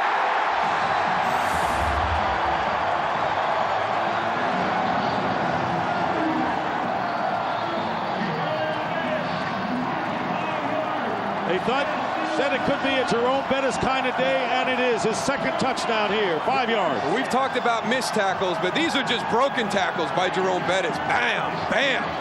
Well, I tell you, some guys, you get down in the red zone, down by the goal line, and they just have a nose for the end zone, and that's Jerome Bettis. You saw the one earlier in the game, found his way in, going in backwards, but that one, he took on 3 guys and powered his way in for 6. And we saw in the pregame show a week in the life of Jerome Bettis. How about a day in the life with 2 touchdowns in a big game to try to end the 3-game losing streak as Jeff Reed adds the extra point. And the Steelers have opened up a 21-3 lead over the Bears with under 5.5 minutes to play in the third quarter here in Pittsburgh. Fox NFL Sunday is sponsored by Vytorin. By the City Simplicity Credit Card. City, live richly. By Volkswagen. On the road of life, there are passengers and there are drivers. And by Radio Shack. This holiday, don't just get a gift. Get the right gift at Radio Shack. 21-3, the Steelers have opened up a big lead over the Chicago Bears, and you would have to say the way these teams play football, that is a big lead in this game, as they have capitalized on scores on 3 healthy drives today. The first one over 9 minutes. The last 2, 73 yards and then 52 yards, using up 7 minutes of play as Jerome Bettis, his 90th career TD. Jeff Reed kicking off, and Jerry Azuma back deep. It's a short kick and bobbled at the 30-yard line. Jason McKee recovered it, and it was Israel Adonijah who had a hand on it, and it popped out of his hands. Kyle Orton trying to get something going for Lovie Smith and his team.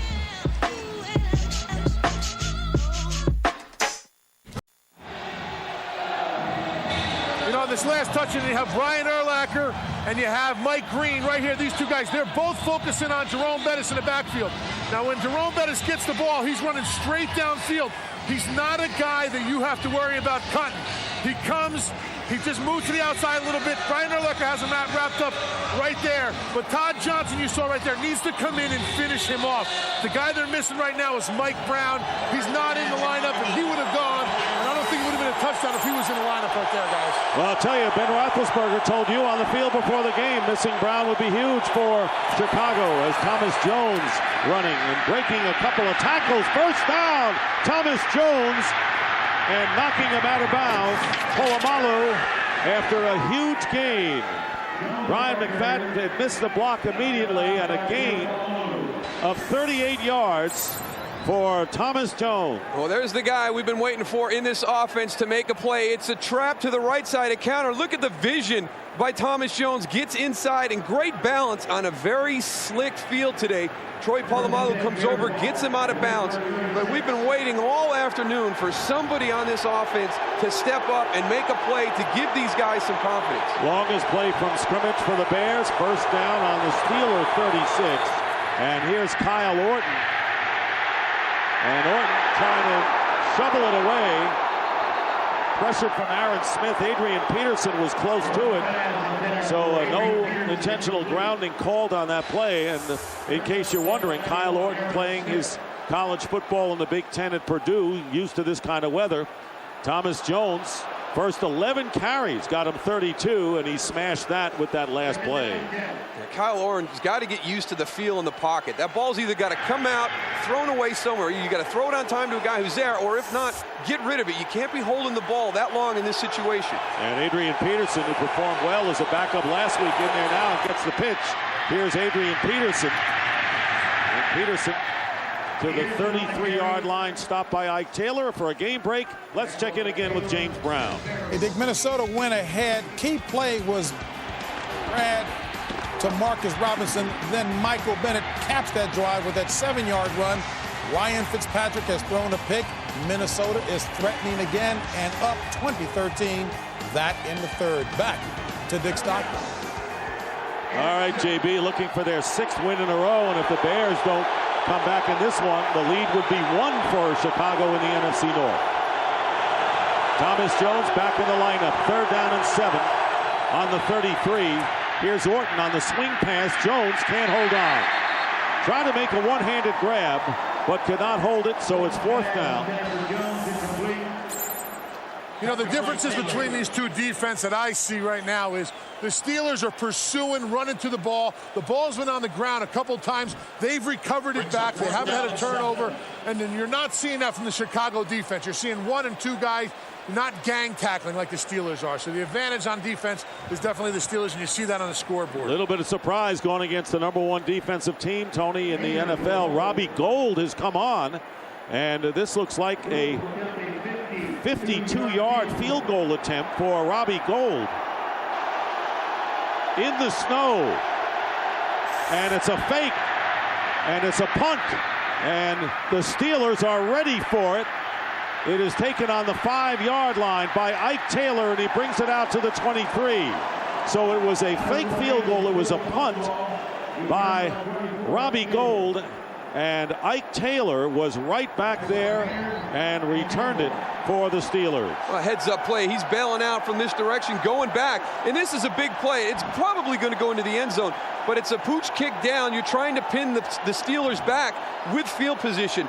Good coaching by the Pittsburgh Steelers to be aware of the situation. You saw the graphic. There's never been a 50-yard field goal kicked in this stadium since it opened. And you really think it's going to happen this afternoon?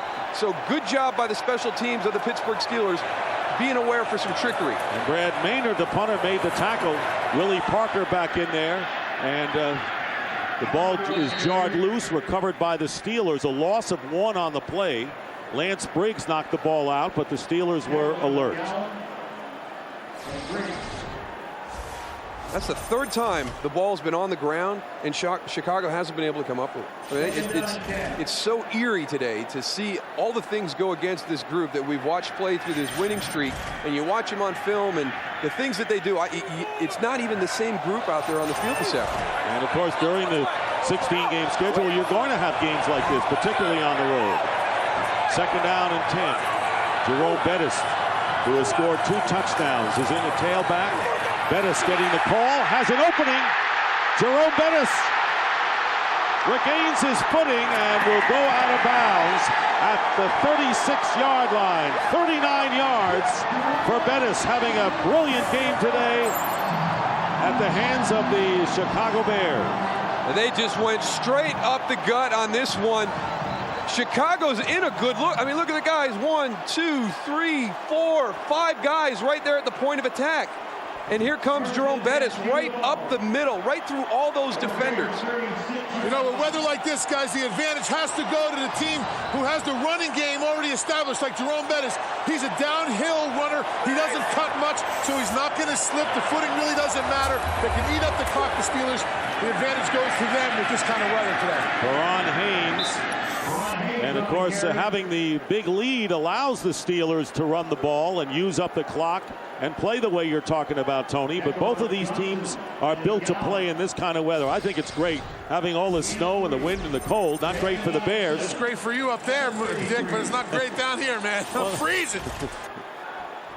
Look, you've been there before as a player, so you know. 2nd down and 7. Steelers on the Bears' 33-yard line.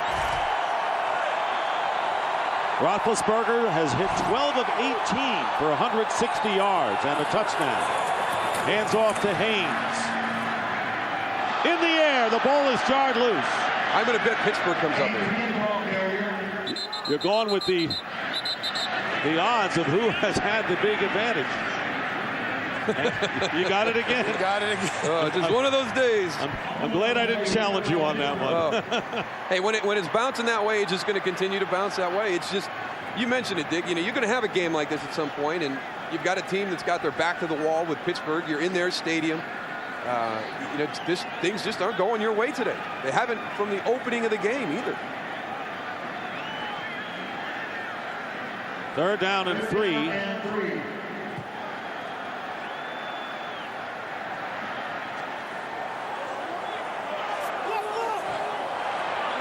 Ball on the 29-yard line.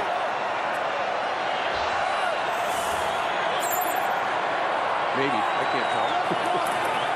Handoff. Haynes. And he is stopped after a pickup of a couple of feet. And the final seconds of this third quarter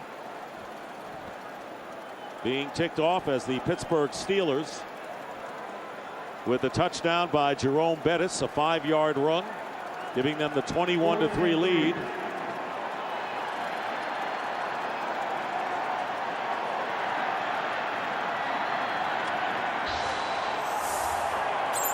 And will take a mammoth 18-point advantage into the fourth quarter. 4th down and 3, and not punting but handing off to Haynes, and he is driven back by Brian Urlacher as time runs out, and the Bears will take over on downs when we start the fourth quarter. That is the end of the third with the score: the Steelers 21 and the Bears 3. Fox NFL Sunday will continue after a word from your local Fox station.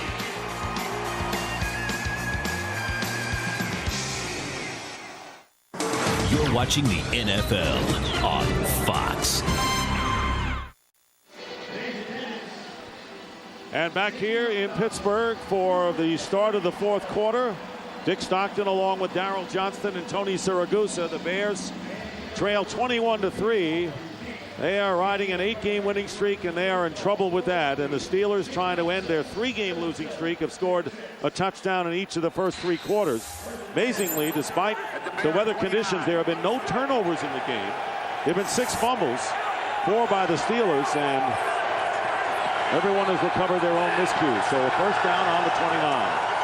Bears taking over on downs, and Kyle Orton's pass, and leaping up is Desmond Clark, and the catch of the day by the Bears tight end, Desmond Clark, with a 29-yard gain. Catch of the day. I'm going to go catch of the year. Look at this. 3 guys right there, extended out, knows he's going to take a big hit, and then we haven't even factored in the weather conditions yet. What a great play by Desmond Clark. I'll go with you.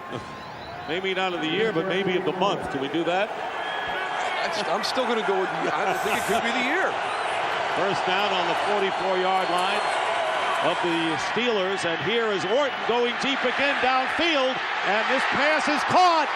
Catch by Bernard Berrien at the 1-yard line. 2 big pass plays. So where was that Kyle Orton before that? 43 yards. Unbelievable. Just when you think the Bears are in a position where they can't come back. I mean, back-to-back, huge plays down the field. Look at Bernard Berrien. That is excellent concentration. I cannot tell you how good those last 2 catches were in these conditions. And wrestling the ball away from Ike Taylor. So 2 big pass plays, and it's first and goal on the 1-yard line. And the handoff to Thomas Jones, and Jones scores for the Bears. So all of a sudden the fourth quarter light went on, and Kyle Orton hit 2 big pass plays, and then Thomas Jones goes over from 1, and it's now all of a sudden 21-9. That was amazing. I mean, we're looking at a group that in the last 4 weeks, their longest touchdown drive is 8 yards, and in 3 plays go right down the field against a defense who's shut him down the entire afternoon. 2 passes, total of 70 yards. And now Robbie Gould is on to try the extra point. And Gould misses the kick as he hooked it. So it's a 21-9 game. So the rookie from Penn State should be used to this kind of weather. Misses the extra point. It's 21-9 in favor of the Steelers. Fox NFL Sunday is sponsored by DLP Technology from Texas Instruments. HDTV doesn't get any more real than this. By FedEx Express, international shipping made easy. And by the LeBrons and Nike.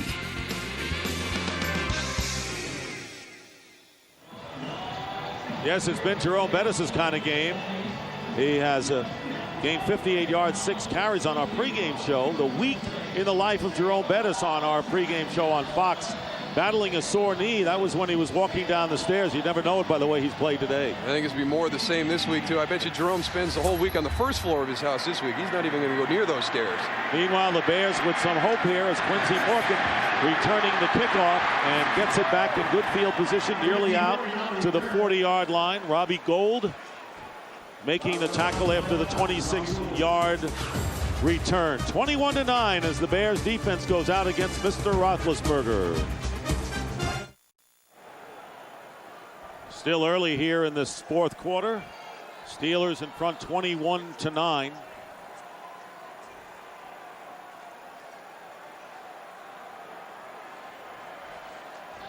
Jerome Bettis with 2 touchdowns, a 1-yard run in the second quarter, and then a 5-yard run, the only scoring in the third, and a 21-9 game. So big day for Bettis in the nasty weather.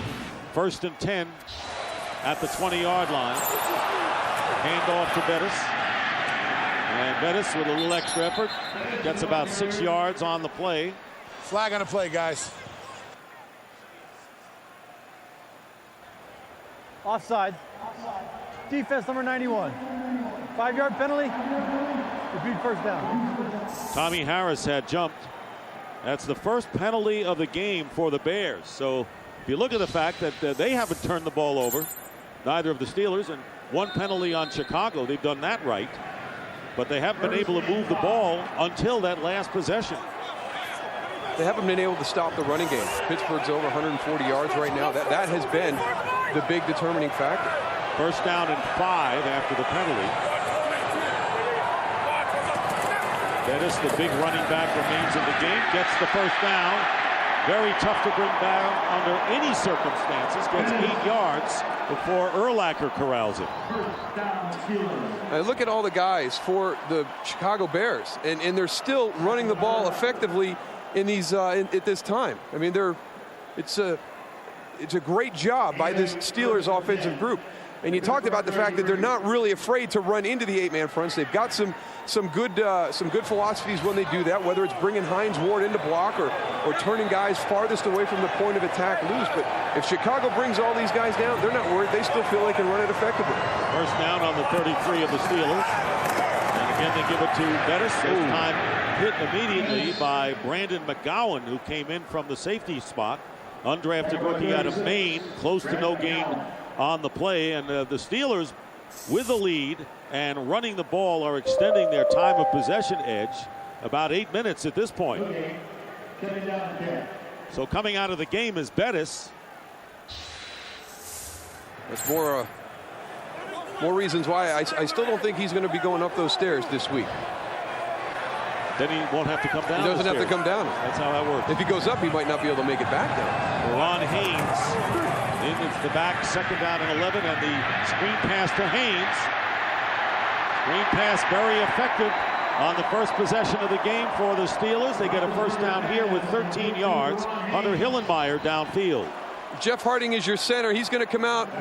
Obviously, he's right in front of Ben Roethlisberger. You heard the guys at halftime talk about the screen, and Alan Faneca is out there. These guys out in space are able to get on guys, and you've got to have that certain style of offensive lineman. The guys who are athletic enough, it's very difficult for these big guys to get out on the perimeter and block a linebacker or block a safety effectively to allow that screen pass to get downfield. Jeff Harding, Alan Faneca, those guys can do those types of things. 1st down on the 45-yard line of Pittsburgh. Using up that clock, here's Willie Parker. Guys, just down here on the sideline, Jerome Bettis came off to the sideline. He's pointing to his left knee, as you can see. We pointed out that, Monday he was limping around the house a little bit. Looks like he re-injured that. I don't know if he slipped on the field or got hit, but I don't know if he's going to be back. They're working on him right now. All right, Tony. Bettis already has done a great day's work. Steelers will need him, though, for the future games. They are at Minnesota next week, Cleveland the week after, and close against the Lions. 2nd down and 10 for the Steelers. On the 45, no gain on the last play. And again, it's Parker trying to go outside. And the Bears are there, close to midfield. Lance Briggs to stop. A pickup of 4, and nearly 5 minutes gone by here in the fourth quarter. Jerome Bettis, Willie Parker, both of these guys today have been instrumental in getting this running game back on track. One of the big reasons in this 3-game slide that they haven't been effective. And you see what they've done the last 35 games. When they're over 100 yards, they're undefeated. When they're under 100 yards, they haven't won. And it was established very early against a very good defensive front of the Chicago Bears. 153. That's pretty solid against anyone, including Chicago. 3rd down and 6.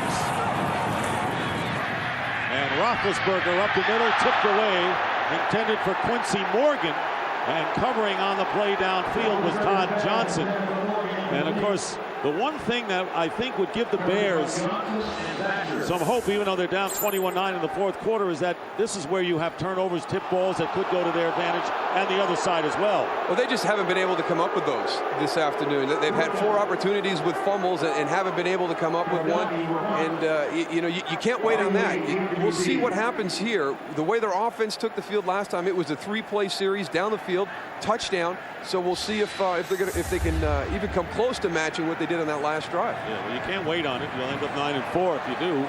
And Gardocki punting anyway. And here's Bobby Wade looking up in the snow at the 6-yard line for Wade, and ran into his own blocker once again. And Clinton Freewald makes the tackle. Not good field position for the Bears. They scored the last time. Going over the top was Lance Briggs. Fox NFL Sunday is sponsored by GMC Trucks and SUVs. We are professional grade.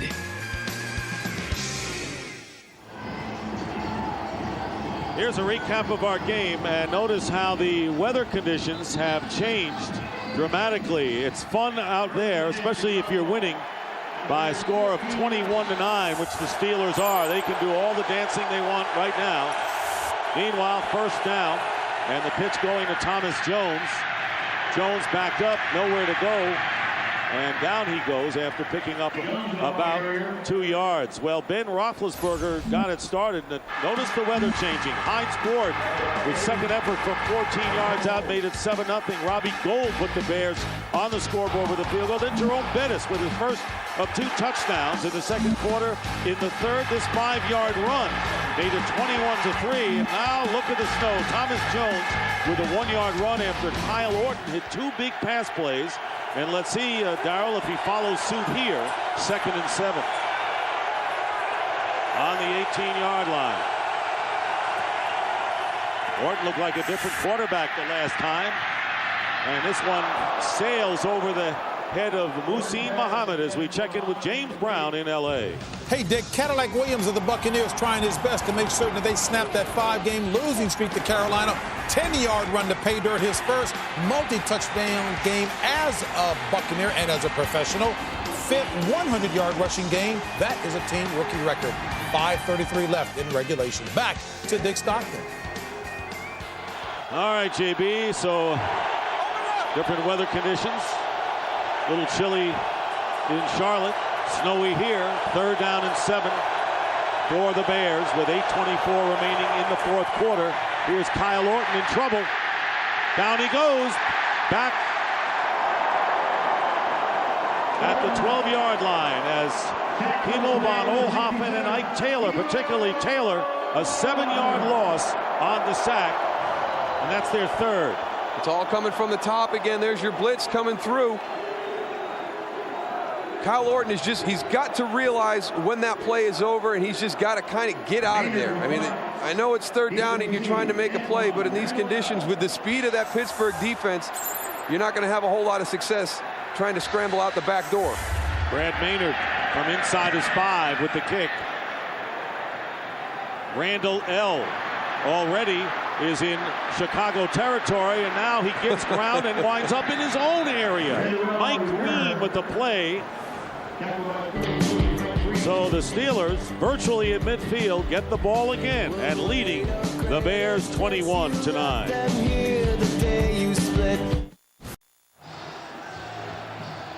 Here in Pittsburgh, you never totally obliterate the NFL logo. 7:40 remaining in the fourth quarter. The Steelers over the Bears 21-9. Last time the Bears were this far behind was the game against the Cincinnati Bengals. Their only severe loss of the year, 24-7. Lost the next week at Cleveland, then reeled off 8 in a row. But trailing here, first down on the 49 of Pittsburgh. Jerome Bettis, knee all right to stay in the game and barrel his way to the 46, picking up 5. Lance Briggs. This running game of the Steelers has been so impressive because they're just coming out. They're telling Chicago what they're going to do. I mean, by formation and by personnel. I mean, at this point in the game, you're not trying to trick somebody with the way you're lining up. Pittsburgh's just coming out and say, guess what, guys? We're going to run the ball. Let's see if you haven't stopped us yet this afternoon. We'll see if you can find some point in the fourth quarter where you think you can slow this ground game down. 158 yards rushing. Came in 10th in the league at 124. When you've got 9 defensive players for the Bears within 5 yards of the line of scrimmage in depth and 1 yard outside each widest guy on the Steelers offensive line. Bettis will get another first down, driving the Bears back. You said it early, missing tackles. They didn't miss the tackle here, but that has been a malady for this team. And a first down. Taking a look at the AFC playoff picture, Steelers at 7-5 would need help. Kansas City at 8-4 and the Chargers at 8-4 right now are ahead of them. Both of those teams play later, and the Steelers would have to win and get help from other teams against San Diego and Kansas City. Well, they've gotten themselves back on track today against the Chicago Bears, and a lot of the problems that Bill Cowher saw in that 3-game losing streak, they have corrected this afternoon.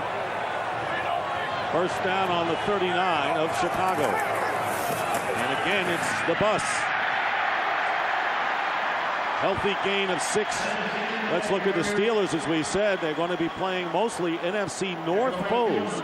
Well, the Vikings won't be an easy deal, as the Vikings threatening to extend their winning streak to 7 games today. Cleveland on the road the week after, and they close with Detroit. That Cleveland game being a divisional game, you know, that takes on a lot of meaning. It's just down the road here, so you can throw that 4-8 record out the window. Minnesota wins today. It would be their 6th. Jerome Bettis back out, guys. Looks like he got banged up a little bit. I don't even know why he's still in there. I think this game is... Second down and 4. Willie Parker.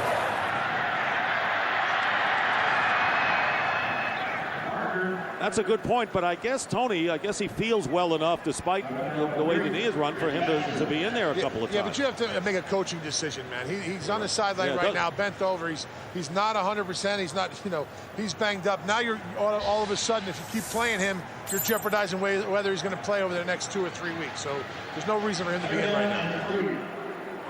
The conditions, obviously probably benefit Jerome's style more than Willie Parker, but Willie's just got to realize that, it's snowy out, the field is slick, and instead of trying to bounce everything, just watch what Jerome was doing. He was just getting in behind his offensive line and letting them push. Talk about balance. Steelers today, almost perfectly balanced. Willie Parker.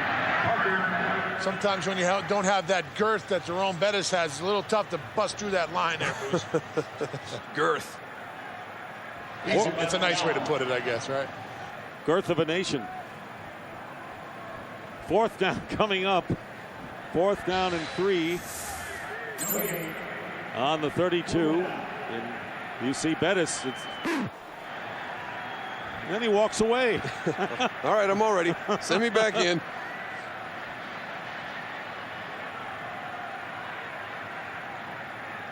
And they're letting the play clock run down.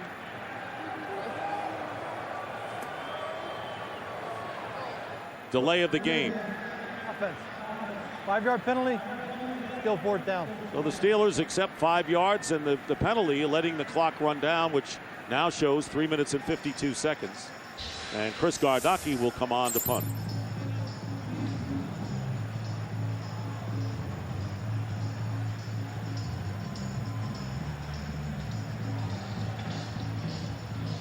See the Vikings leading, the Bengals and the Browns tied at 20.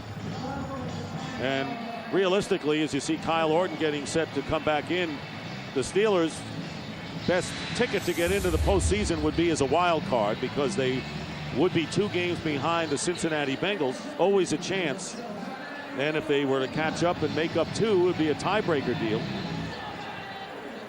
I don't see Cincinnati faltering down the stretch. That was a huge win for them last week against Pittsburgh. So Marvin Lewis has got that team headed in the right direction. I don't see Cincinnati stumbling. So I agree, Dick. You know, the way that Pittsburgh's going to get in, they're going to get in as a wild card. They need help.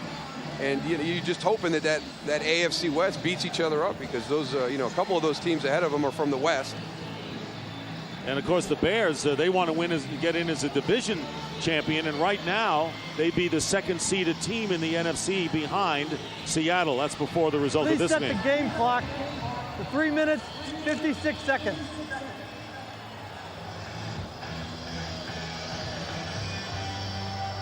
Thank you. Good idea to stay by that thing, huh? Isn't there a sign that says players only? Hey, sorry. Gardocki kicking, and Bobby Wade standing at the 10-yard line.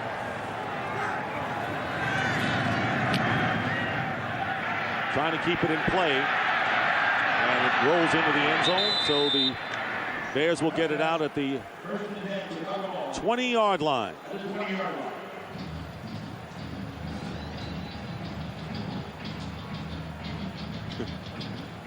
That's going to be a tough week for Jerome. I'm saying he never goes up those things. I think he just stay on the first floor this week. Got to build a ranch. No 2 levels in my house. And there's a lot of guys that retire from the NFL and do the ranch-style homes. I tried to get fitted for one of them little chairs that go up like sideways and stuff. They couldn't get something to carry that weight. Kyle Orton against the Steeler defense. Been under some pressure this afternoon. First down from the 20-yard line. And Orton completes the pass to Muhsin Muhammad out of bounds, picking up 8 yards. A lot of people talk about this position and what Kyle Orton has done. There was a big play earlier. You know, the naked bootleg down by the goal line. He takes a big hit from Deshae Townsend. Joey Porter's gotten him. I mean, it's been a difficult day with the conditions, with everything going on. And yet he's played probably as well as he has the past few weeks. He finally got some rhythm going with Muhsin Muhammad. He got some balls down the field to give his guys an opportunity to make a play on. Second down and 2. And a quick toss. And it's caught, and it'll be a first down.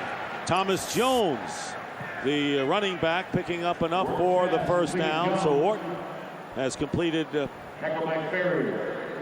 12 of 27 for 170 yards, and the hurry-up offense as we get close to 3 minutes remaining.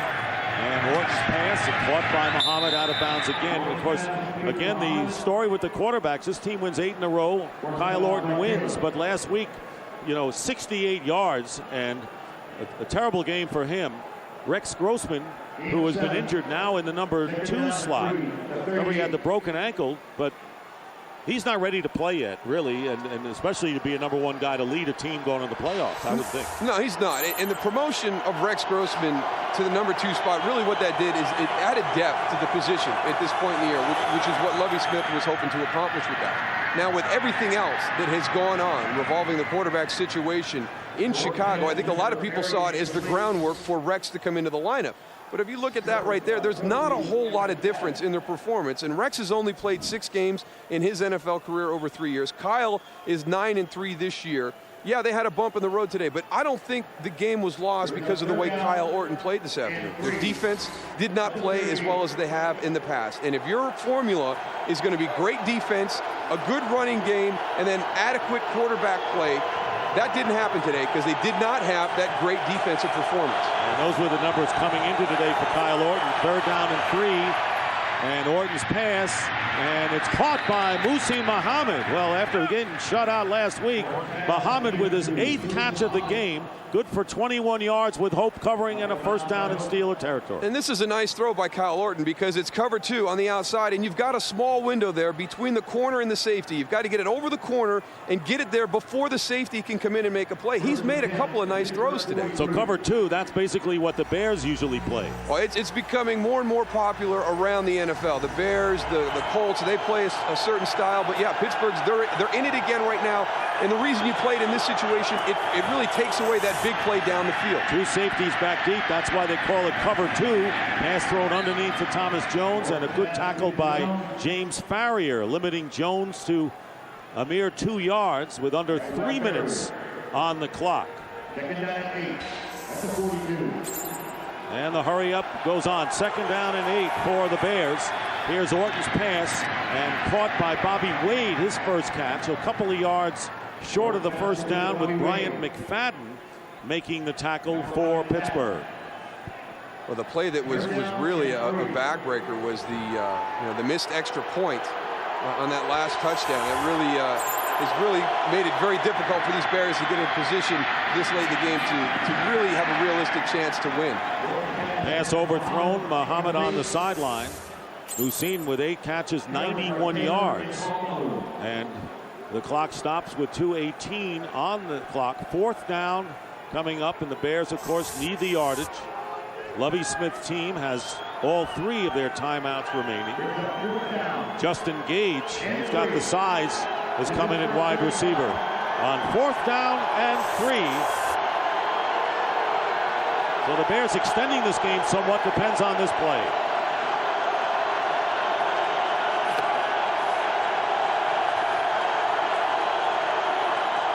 Showing blitz. And the pass thrown behind Gage, who came in incomplete. And the Steelers will take over on downs. And for Kyle Orton, who walks off the field with the head down and trying to get it going. Steelers headed for the victory that will snap the Bears' 8-game winning streak. Well, this is just going to add fuel to the fire, that situation we were talking about. I mean, Chicago's going to be a buzz all week long with, okay, what are you going to do now? You know, he's had that game. You know, the proof is out there. Lovey's going to have a tough time this week convincing everybody, you know, that the reason we lost was because of the defense. And Jerome Bettis is back in the game. 1st and 10 at the 35-yard line. And the thing is Rex Grossman ready to play, and is he ready to win at this stage of the race? Well, I don't think he can be ready to play. I think he's ready to come in if something was to happen to Kyle Orton, and he had to come in and play. But I don't know if he's ready to play being designated as the starter. So we're going to have to wait and see. They're going to try and get him some reps and get him close, but it's going to be a tough week in Chicago. Timeout, Chicago. We'll be right back.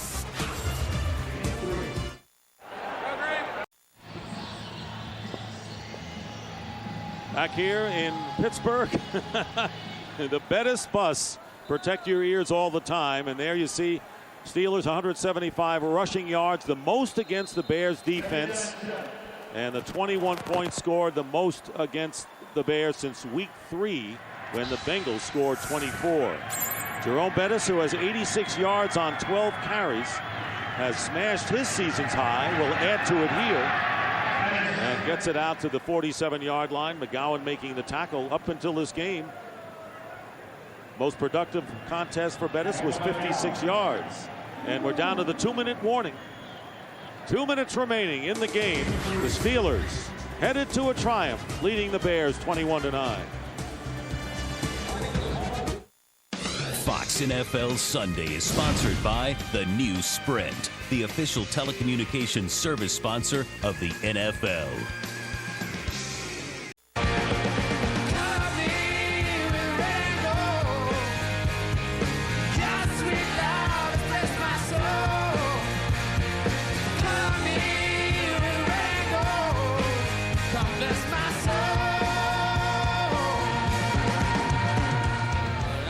And a big day in Pittsburgh as the Steelers leading 21-9 with 2 minutes remaining.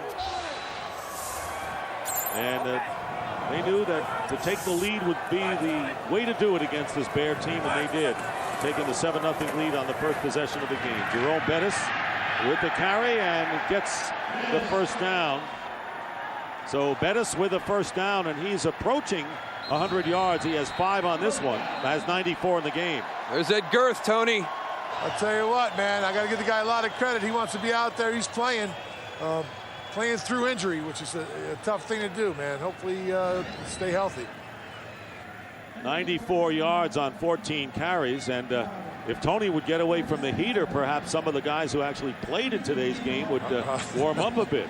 Hardy har. It's a little chilly down here. If you just get wet, all these guys, even the players out there, you're soaking wet from this snow melting on your body, and then all of a sudden you get cold. I mean, these These guys got to be freezing out here on the field right now. Bears with their timeout. They have one remaining. Today's game produced by Bob Stenner, directed by Sandy Grossman. The associate director, Charles Stephen McDonald. The sideline producer, Robert Slosby. Associate producer, Wayne Stephen Wilson. And the broadcast associate, Corey Brocious. Technical producer is Bob Mueller. The pregame show produced by Scott Ackerson and directed by Bob Levy, and more to come. First down on the 46-yard line of the Steelers. Bettis trying to get 100 and needing 6 before that play. Want to also thank the studio technical supervisor, Jack Simmons, the senior producer, Bill Brown, and the executive producers of Fox Sports, Ed Gorin and David Hill. Timeout, we'll be back. 98 yards for Jerome Bettis. By the way, we want to thank Matt Benedict filling in for Bob Mueller as our technical producer today. Second down and 6. You can also thank Kevin Santos on the special cam too there, Dick. You did, and we thank him. Ball at midfield, and there is Jerome Bettis. Goes over 100 yards for the 61st time in his career. And right now, let's take a look at the NFC playoff picture as the clock runs with under a minute and a half to go. Bears, we're going to give them a loss right now and give Tampa Bay a win. So right now, the Bears and Tampa Bay both 9-4. The Bears would have the edge on the tiebreaker because they beat them, so they would still be number 2, but the Minnesota Vikings lurk. If they win, go on and win, they will have 6 straight wins and an 8-5 record and trail the Bears by only 1. So it gets very interesting. So Bettis with 102 yards. Third down and 2. They go back to Bettis. Did he go back under 100? We also want to thank our guys who have assisted us up here, Chris Visser and Rick Odioso and Mike Eldridge and Bill Ochipka in our production truck. The remaining games for the Bears, they have the Falcons at home and then on the road at Green Bay and Minnesota. So if the Bears find themselves with a 1-game lead and see how the tiebreaker goes with conference record and so forth, that last game against the Minnesota Vikings could be huge. Could be very huge, but if I'm the Chicago Bears, I'm taking it one at a time. I just got beat by a quality opponent on the road, and you know, maybe the previous victories, people aren't so sold on what you accomplished. Atlanta's a tough team. They're in the middle of that NFC South race, so they've got their hands full next weekend at Soldier Field. And of course, the Tampa Bay, by winning, tying Carolina for the lead in the South. Atlanta's playing Monday against New Orleans, so they can pick up some ground as well. And the Steelers calling a timeout. How about Ben Roethlisberger? And I think the Steelers sorely missed him. First when Charlie Batch had to come in before he broke the pinky in his throwing hand, and then Tommy Maddox struggled when he was in there.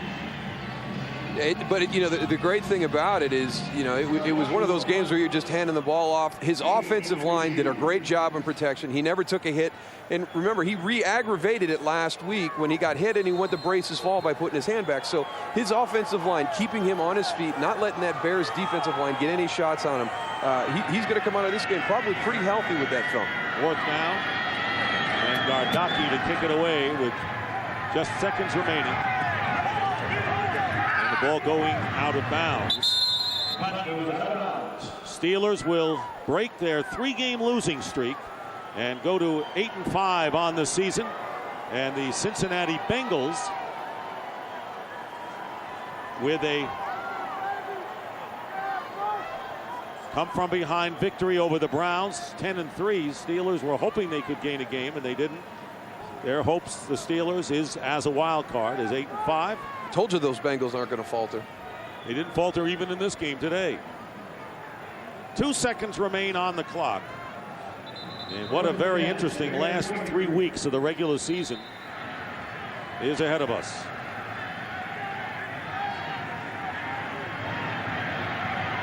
Bears managed 1 touchdown today. And Kyle Orton had 1 flash with 2 passes for 70 yards, setting up the touchdown. But Bill Cowher's Steelers come back against the Bears and end the Chicago 8-game winning streak in the process.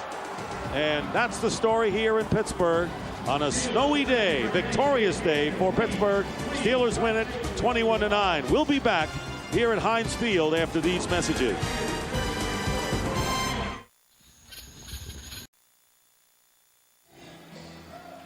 And our final score, the Steelers beat the Bears 21-9. And now for the UPS leaderboard. Ben Roethlisberger with a touchdown toss. Big day for Jerome Bettis and Muhsin Muhammad for the Bears. UPS, what Brown can do for you. Well, the day of reckoning is here for the Chicago Bears. They can't say we keep winning anymore, so going to be fun to watch what happens in Chicago this week. Absolutely. So this is Dick Stockton for Darryl Johnston and Tony Siragusa saying so long from Pittsburgh. Once again, the final score, the Steelers 21, the Bears 9. Now we'll send you to Los Angeles for the post-game report with JB, Terry, Howie, and Jimmy as Fox's NFL coverage continues. So long, everybody. All right, we're going to take you out for some bonus coverage between the St. Louis Rams and the Minnesota Vikings. Minnesota looking to go 6-0 with Brad Johnson at the helm. We can only stay until quarter after. Let's join our announcers, Kenny Albert and Brian Baldinger. Now he can go and take the shower here. Now he got his. Now he's happy. That's number 39 for him over the last 5 years. Number 8 this season, the 5th Vikings interception of this game. He's like, I'm not going to be happy today unless I get mine. Everybody else is getting one. Guy has great hands. And we welcome those of you who had been watching the Bears and the Steelers, as well as the Bucks and the Panthers. Kenny Albert, Brian Baldinger, as the final seconds will tick off here in Minnesota. 5 interceptions for the Vikings. Corin Robinson scored the first touchdown of the game. Ryan Fitzpatrick in his second NFL start throws 5 interceptions. There's Joe Vitt, the Rams interim head coach. St. Louis drops to 5-8. The Vikings 8-5. Minnesota within a game of Chicago in the NFC North. Oh, you got to play all the games out, Kenny. You got to play all 16 games before you determine who's in the playoffs and who isn't. A lot of football yet to be played. All right, so the Minnesota Vikings win that one 27-13 over the St. Louis Rams. The Minnesota Vikings now are 6-0 with Brad Johnson at the helm. They now move within a game of Chicago in the NFC North, staying awfully competitive there. All right, let's get you caught up on action that was taking place around the National Football League. Starting first, where do you want to head to first, Scotty? All right, let's talk a little bit about Pittsburgh and Chicago, since that was a huge game. Jerome Bettis, we know we did the preview look at him with Jay Glazer during a pregame show about trying to recover during the course of the week to get ready for today's game. Jerome Bettis had a big one today. This year was really the first time I've ever had a Sunday morning feel like that, where I was saying to myself, what am I going to do? I got to find a way to work myself around this football field. Me and Payne, we have a pretty good relationship. Jerome Bettis, single back, 1-yard touchdown run. Steelers off and running. Steelers actually the first team to score against the Bears on their opening drive. Second half, Bettis bounces to the outside, back to the inside. Bettis in from 5 yards out, running over Green, the free safety, and Urlacher. It is all the Steelers in this football game. 14-3. Final is the Steelers at home. Take care of the business. 21-9 over the Chicago Bears. Jerome Bettis, 17 carries for 101 yards and 2 touchdowns. Yeah, you know what? He works through the pain during the week, but he delivered today big. He talked with our Tony Siragusa after the game. We're here with Jerome Bettis, the JB. Over 100 yards. Say, looks like you were a little banged up, but you came out and you did what you had to do. Yeah, they got a good shot on me. They start blitzing those safeties, but we did some good things out here. It was an ugly day, and so I'm a mutter, so it makes for good running for me. We had a little shot of you walking them stairs at home. Looked like you were struggling a little bit. It only gets worse, I want to tell you, when you get older. It does, and tomorrow's going to be a tough day, but you know what? A win makes it all worthwhile. This is the #1 defense in the league, the Chicago Bears. You guys went in, saved, talked to Ben Roethlisberger, who we're going to talk to in a minute, said you're going to run the ball. And that's what you guys did when you came out here today. We had to establish the run. Last couple of weeks, we hadn't been running the football, and we got away from it a little bit. So we made a concerted effort to run the football, and it worked. You stay healthy, man. You look great. Thanks for the interview, man. Back to you, JB. All right, Tony, let me turn to the coach here and ask about him. And, Coach, again, Chicago knew exactly what Pittsburgh was going to do coming in. They're predictable, run the ball, but you've said often it is an attitude as well. Well, playing at home, and Jerome Bettis said it, running the football. They rushed for 190 yards in this ball game against the #1 defense. Chicago now, all the things things get a little bit tight. They've got Atlanta at home, then they go on the road for 2 games at Green Bay and at Minnesota. Minnesota winning today. All of a sudden, this race is going to get really tight at the end of the season at Minnesota. Minnesota's only 1 game behind Chicago. The 2 question marks for the Pittsburgh Steelers coming into this game was, 1, where did the running game go? Willie Parker had been a shell of himself from earlier in the year and from last year. Bettis got hot late in the game. Parker was hot early in the football game. The other question is Ben Roethlisberger. What's his health going to be down the stretch? The schedule is favorable for them. Can they run the table? They're certainly physically capable of it.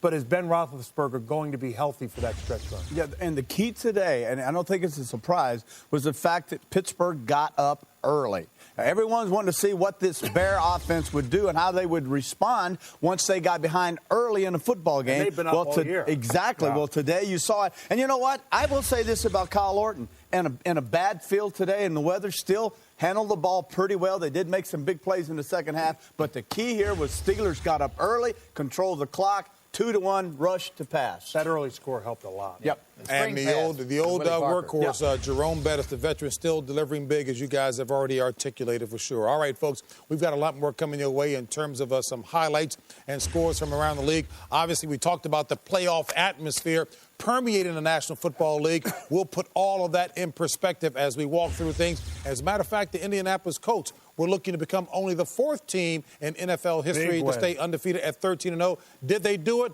We'll find out after this. Don't have to. Biometrics. What? Wherever I am, I just swipe, password goes in, I'm connected. Biometrics. Oh, bionic finger, cool. It's like 10 times stronger than a regular finger. No, it's for passwords. No, it's more like na-na-na-na-na-na-na-na. Na-na-na-na-na-na. Better. Secure wireless, made easy. Only on a ThinkPad with Intel Centrino mobile technology. Just in time for Super. All right, folks, as we welcome you back to Los Angeles, we continue going around the National Football League to get you caught up on highlights and scores and putting things in perspective. So we now turn it over to the Blonde Bomber, talking a little bit about St. Louis and Minnesota. Minnesota is 6-0 with Brad Holland. What's Brad's last name? Johnston. Brad at the helm. There you go. The owner, Ziggy Whip. Ziggy, how you doing? You got to learn where the cameras are, Ziggy, if you're an owner. Nice job. Corn Robinson, a little option on a reverse 13-yard touchdown run. His first run for a touchdown on the season. Vikings up 7-0. Ryan Fitzpatrick, the young man out What's of that name again? Fitzpatrick. All right. I got my tongue in my way. There you go, 14-yard run, 13-13. And then it's Michael Bennett. Big day, straight up the middle, 7-yard touchdown run, 20-13. Fitzpatrick. Uh-oh, what happened? Ball got away, went up high. There's your interception by Brian Williams. Good day for the Viking defense, good day for the Viking crowd, and certainly owner Ziggy Will. Fitzpatrick, not a good day, but that's okay, young man. That's all about learning how to play. 27-13. Vikings now 6 in a row take their record to 8-5. All right, I guess it's safe to say that the Vikings are getting Ziggy with it. Ziggy. They pull that one off. We got to give Ziggy that's a Mike Berger line. That's a Mike Berger line. John Gruden, head coach of the Tampa Bay Buccaneers, remembers the 9th week of the season when his team was beat 34-14. Watches the Cadillac run hard. 14-yard score, 7-0. Buccaneers over the Panthers. Steve Smith, top right of your screen, goes up. He is smoked by Will Allen. A legal hit, gets up, walks off the field, does return. Like I said, score is 7-0 now in the fourth quarter. Jake Delhomme looking, thinks he's got his man, Ricky Prohl, but there he's picked off by Rondé Barber. 4 touchdowns in the last 2 weeks. Remember, 3 last week against Atlanta, 1 in this football game. Cadillac Williams, first time in his career for multiple touchdowns. There he goes up the middle, his second of the year, 10-yard score, 20-10, Tampa Bay over the Carolina Panthers. And I think I recall correctly that the 3 of you said that Chris Sims was doing a nice job. Indeed, he did. 20 of 27, 138 yards. And he talked without Jay Glazer after the game. All right, thanks, JB. Chris Sims, you guys have now swept all your opponents on the road inside your division. What's happened with you guys in the last few weeks to bring up that confidence? You know, we're just playing tough, hard-nosed football. You know, our offensive line's controlling the line of scrimmage, doing a great job. We're not making a lot of mistakes. And, you know, we feel a little bit underappreciated right now. I think a lot of people overlook this. You know, that seems to have been the theme all last night, underappreciated, the whole woe is me thing. Yeah, I mean, hey, we watch all the sports shows, and we see all the so-called experts, picking the Panthers every week and whoever we're playing. So we just want to keep playing and hopefully, pile up these wins. You in the fourth quarter also, you've been stellar in the fourth quarter of this season. Going into your starting stint here, what's happened now in the fourth quarter to show you that you have this confidence? Well, I think it's like me and you were talking about last night. The Redskin game, I think, propelled us to at least give us a momentum and say, we can get it done no matter what the circumstance. And, we've kind of just been following along that way. It hasn't always been pretty, but we've been making the plays when we had to. All right, thanks. Congratulations. Stop feeling sorry for yourself. JP, back to you. All right, Jay, as we take a look at the NFC playoff picture, and again, Jimmy Johnson already talked about things being tight in the NFC North, certainly the same in the NFC South. All of the NFC East teams are playing later. Jimmy and Howie, as we take a look at this, again, design parity in the National Football League. Certainly that's what we're heading towards at the end of the season as well. Well, you look at the NFC South, Tampa right now tied 9-4 with Carolina, but Tampa's got the edge with division record. So it's going to go down to the very last week. You got Atlanta a couple of games back, of course, be playing tonight. So, Carolina and Tampa are going to have a tight race. Well, Minnesota back in the picture. It's a game you expect them to win at home.